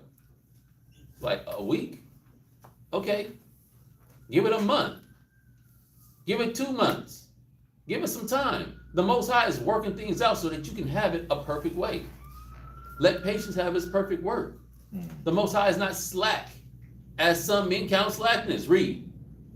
But is long suffering to usward. And that goes with what Quadazat was saying. Sometimes the Most High is waiting on you to keep moving. Sometimes the Most High is waiting on you to have that faith. So he'll be long suffering till you get on board. Just like he was long suffering with Gideon. Didn't he long suffer Gideon? Huh? Then he even suffered with Moses. Moses kept, well, what about this? No, I don't know. No, the Most High is long suffering towards us. He's patient. He understands that we're but flesh. He understands that we got these feelings and emotions, and sometimes, you know, we move wrong. You gotta have a little compassion, a little faith on it. Not faith for us, but compassion and meekness towards us. Read on. Not willing that any should perish, Because he don't want us to perish. Read. but that all should come to repentance. And he wants us all to make it. Give me Habakkuk 2 in verse 3.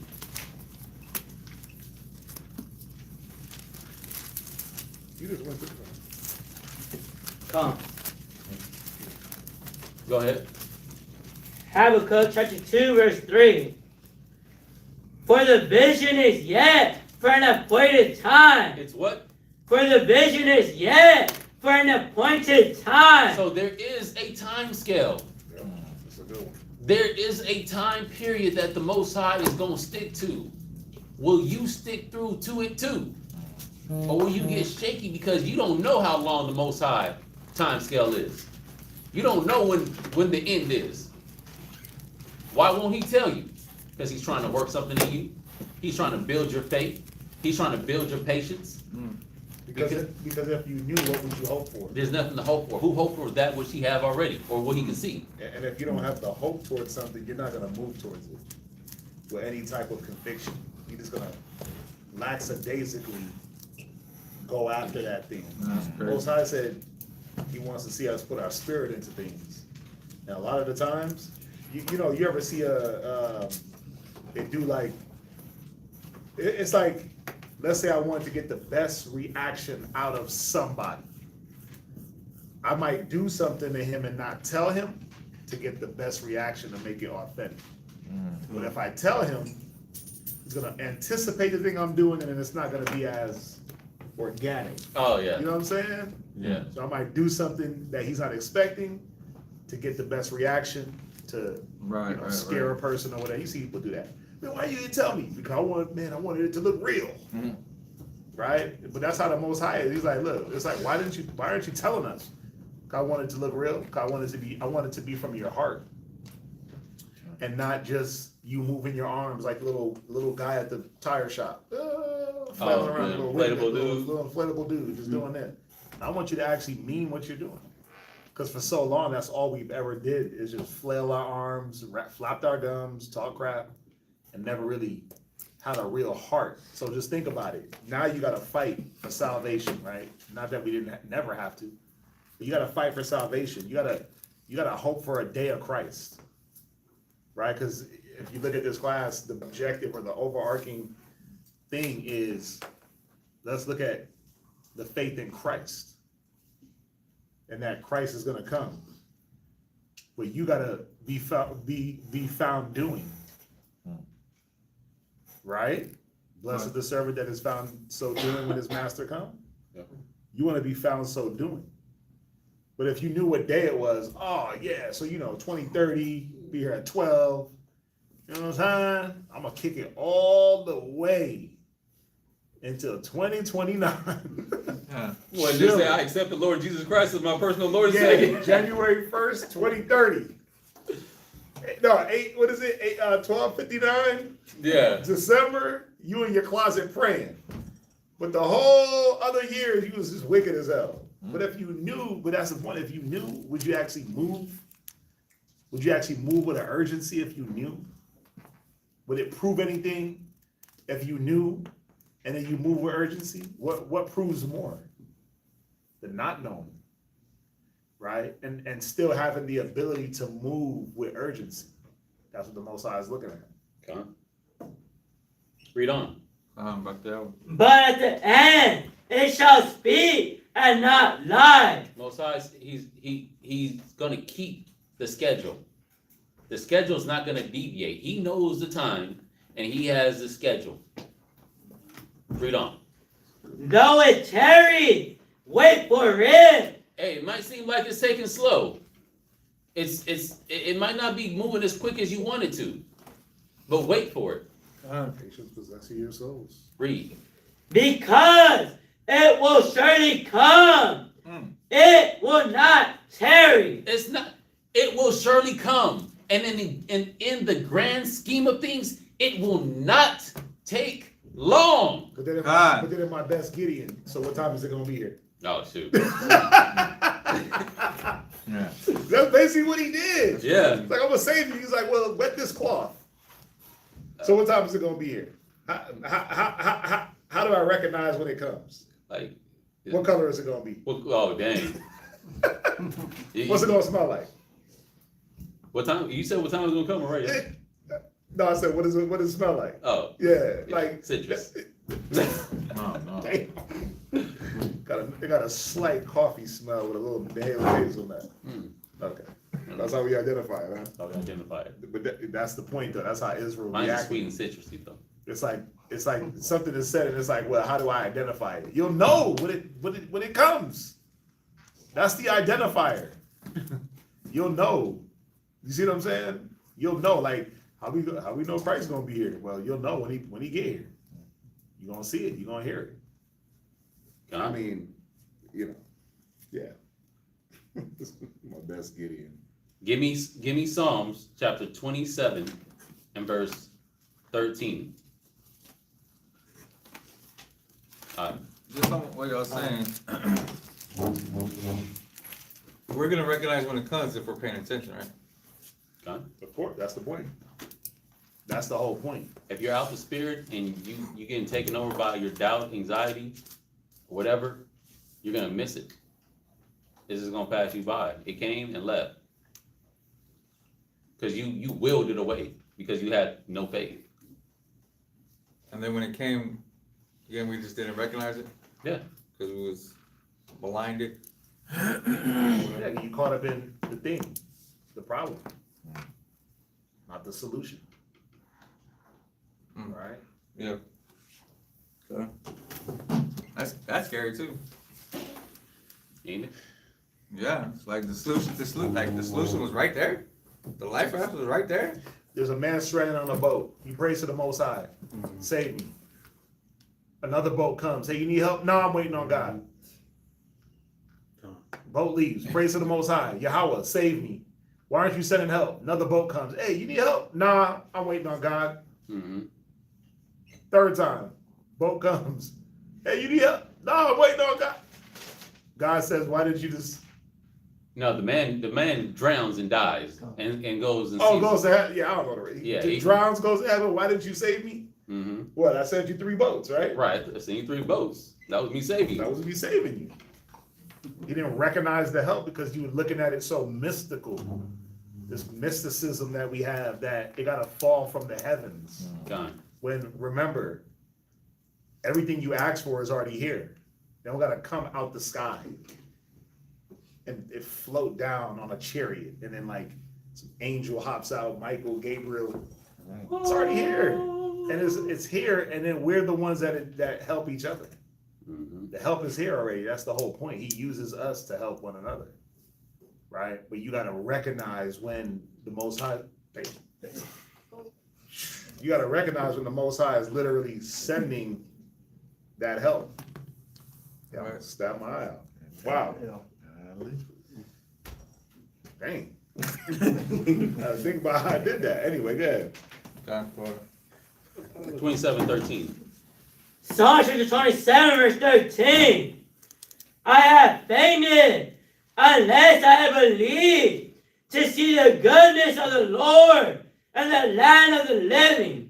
He said I would have fainted unless I had faith, unless I believed, unless I had hope.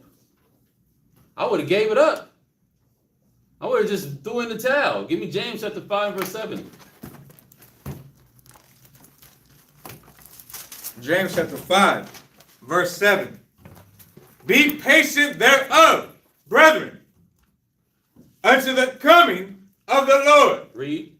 Behold, the husbandman waiteth for the precious fruits of the earth, and hath long patience for it, until he receive the early and latter rain. So he's waiting for the rain. He didn't have no rain. He got his crops need water, but he got faith in Yahweh. He's trusting the process. The water's gonna come. I'm waiting for the early and the latter rain. Well, I'm gonna wait till it rains, then I'm gonna plant my seeds. That's crazy. That's crazy. But that's how we be moving. That's how we move. I'm gonna wait for it to rain. I gotta feel a little bit of a sprinkle. At least got to be cloudy. Yeah, let me at least let it get cloudy real quick, and then I'm gonna go out there and do my thing. Nah.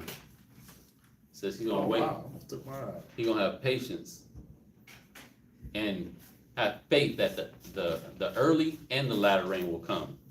Read on, verse 8. Be also patient. Establish your hearts for the Established is just short way of saying established. Mm-hmm. Establish your heart. Class, when the Bible says the heart, what is it talking about? Your mind. Your mind. Establish your mind. Get your mind right and fortified and solid. Let patience work. Let faith grow. Have hope to the end. Read on. For the coming of the Lord draweth nigh. Hey, it's all about to be wrapped up real soon. Scriptures also say our salvation is nearer than when we first believed. Last couple scriptures. Two more precepts. Give me Ecclesiastes chapter 2 and verse 10. Ecclesiasticus chapter 2 verse 10. We should be able to understand through history. The Most High is there for us. The Most High will come through time and time again. Just like how when he comes through and he says, remember I delivered you from Egypt. Remember I delivered you from all those that oppressed you. Like, why does the Most High have to always come through and announce his resume with us? Don't you remember? Now it's in the book. You always go back and look at it. You should just know. Look at your own life. How many times has the Most High came through for you? In your own personal life, in your experiences. Read. Look at the generations of old and see, did ever any trust in the Lord and was confounded? Did anyone have their faith in Yahweh and was brought to confusion? Like, oh, God brought me here and he set me up for failure. That's how they was talking when we went into the wilderness from Egypt, right? Did God bring us out here to die? No, he didn't. Read. Or did any abide in his fear and was forsaken? Don't understand that wrong or read it wrong. When it says abide in the spirit, I don't mean abiding in your fear that you're afraid of something. Abiding in the fear of the Lord. That's the abiding in his fear. Go ahead. Keeping his word, keeping his commandments. Exactly. Or whom did he ever despise that called upon him? None. Read. For the Lord is full of compassion and mercy, long-suffering and very pitiful, and forgiveth sins, and saveth in time of affliction. Think about that description right there. Compassion. He's full of compassion. He knows you don't have a lot of time. He knows that you're weak. He knows the level of strength that you have in you. And he's going to push you just a little bit more so that you can grow. Stay in there. Stay in the fight so that you can grow. Because you're right there. He just moved the bar a little bit. He's patient. He's compassionate. He's merciful. Long-suffering. Because he wants to work things out of you. Can I just read this real quick? Read it real quick, please. Please read it. Say what he's saying. This is Psalms 103 and verse 14. No, verse 13. Like as a father pitieth his children, so the Lord pitieth them that fear him. For he knoweth our frame. He remembereth that we are dust. Mm-hmm. For as for man, his days are as grass, as a flower of the field, so he flourisheth. For the wind passeth over it, and it is gone, and the place thereof shall know it no more. But the mercy of the Lord is from everlasting to everlasting upon them that fear him, and his righteousness unto his children's children. That's beautiful. Where was that? This is Psalms 103 and verse 13. Psalms 103 and verse 13. Bars. Put that in your notes. God. Sloppy of me. Last scripture. Give me Hebrews chapter 11 and verse 32. Okay. Hebrews chapter 11, verse 32. And what shall I more say? For the time would fail me to tell of Gideon. So hey, what more I gotta say? I mean, look, we're at the end of class. We already 11 minutes over. You know, time is failing me. The way you wrap that. I mean, I could go on and have many more examples, but the time is failing me. Read. And of Barak. Go ahead. And of Samson. Who else? And of Jephthah. Who else? Of David. And Also, and Samuel. And of the prophets. Go ahead. Who without faith subdued kingdoms, wrought righteousness, obtained promises. What else they do? Stop the mouths of lions. Oh, they was out here stopping the mouth of lions by faith, by having patience, by hoping. Go ahead. Quench the violence of fire. Escape the edge of the sword. What else? Out of weakness were made strong. I like that. The weak shall be made strong. In weakness that was made strong. What else? Wax valiant in fight. Go ahead. Turn to flight the armies of the aliens. Oh, one shall put 1,000 to flight. 10,000. 2 10,000. If the Most High be with them. If they have faith in the Most High, by Hashem Yahushua. By Hashem Yahushua. Go ahead. Women received their dead raised to life again. What else happened? And others were tortured, not accepting deliverance, that they might obtain a better resurrection. Bro, That's the woman with the 7 children. Con. Read. And others had trial of cruel mockings and scourgings. Yea, moreover of bonds and imprisonment. They were stoned. They were sawn asunder, were tempted, were slain with the sword. What else? They wandered about in sheepskins and goatskins, being destitute, afflicted, tormented. All this happened while they were exercising their faith. All this happened to these brothers and sisters by exercising faith and patience. You think wandering around in sheep and goat skins, you moving somewhere quick? You trying to blend in with the pack. So you gotta patiently move like the pack is moving. So you can hide and get your way through. You hoping and having faith that this plan is gonna work. Right. Come on. Patience, faith, hope. Read on. Of whom the world was not worthy. They wandered in deserts and in mountains and in dens and caves of the earth. And these all, having obtained a good report through faith, received not the promise. Can you deal with that? Can you deal with going your whole life for the promise and not receive it, but still holding your faith and integrity and your patience? To go your whole life and not receive the promise. What's up, Ivy? Oh. Nothing. You look like a question was possibly brewing. Look, it's real. Yahushua said, many prophets and wise men look to see my day. Like they didn't see it, but they had faith that he was gonna come. Speaking of Abraham, when he said Abraham seen my day, Saul was glad. Saul was glad he was seeing the promises. Right? He saw it afar off. Can I read this real quick? Are you done? Almost. Oh, But yeah, you can go ahead. No, go ahead, because it's just gonna tie in with your, Gotcha. I'm back in Hebrews, same chapter. Where you at? Verse 40. Finish that. That's the last verse. God having provided some better things for us, that they without us should not be made perfect. They without us should not be made perfect. And us without them, we wouldn't be perfect. Why? Because the Old and New Testament ties together.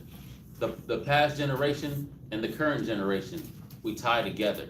Looking at the generations of old, we needed each other to grow. We needed each other examples in order to begin to obtain these different levels of faith, patience, understanding, love, compassion for the nation. Yes, sir? Yeah, verse 13 real quick. Hebrews 11:13. These all died in faith, Right? not having received the promises, but having seen them afar off. Right, so Abraham, Sarah, Noah, Enoch, Abel, right? It said they all died in faith. Go ahead. And were persuaded of them. They were what? Persuaded of them. So what did they do in their persuasion? What did they do with their faith? Well, they moved towards their persuasion. What did they do? Go ahead. And embraced them. And what? Embraced them. They embraced it. Go ahead. And confessed that they were strangers and pilgrims on the earth. Right, was that it? Verse 13, yeah.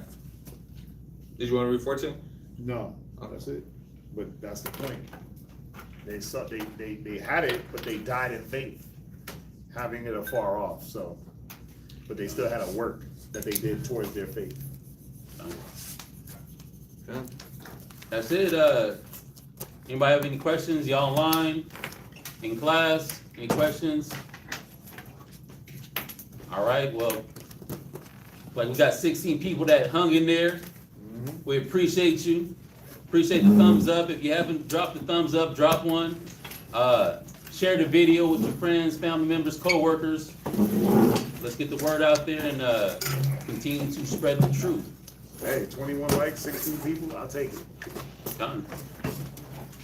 Yes, sir. Well, with that, we're gonna say shalom. Shalom. Shalom.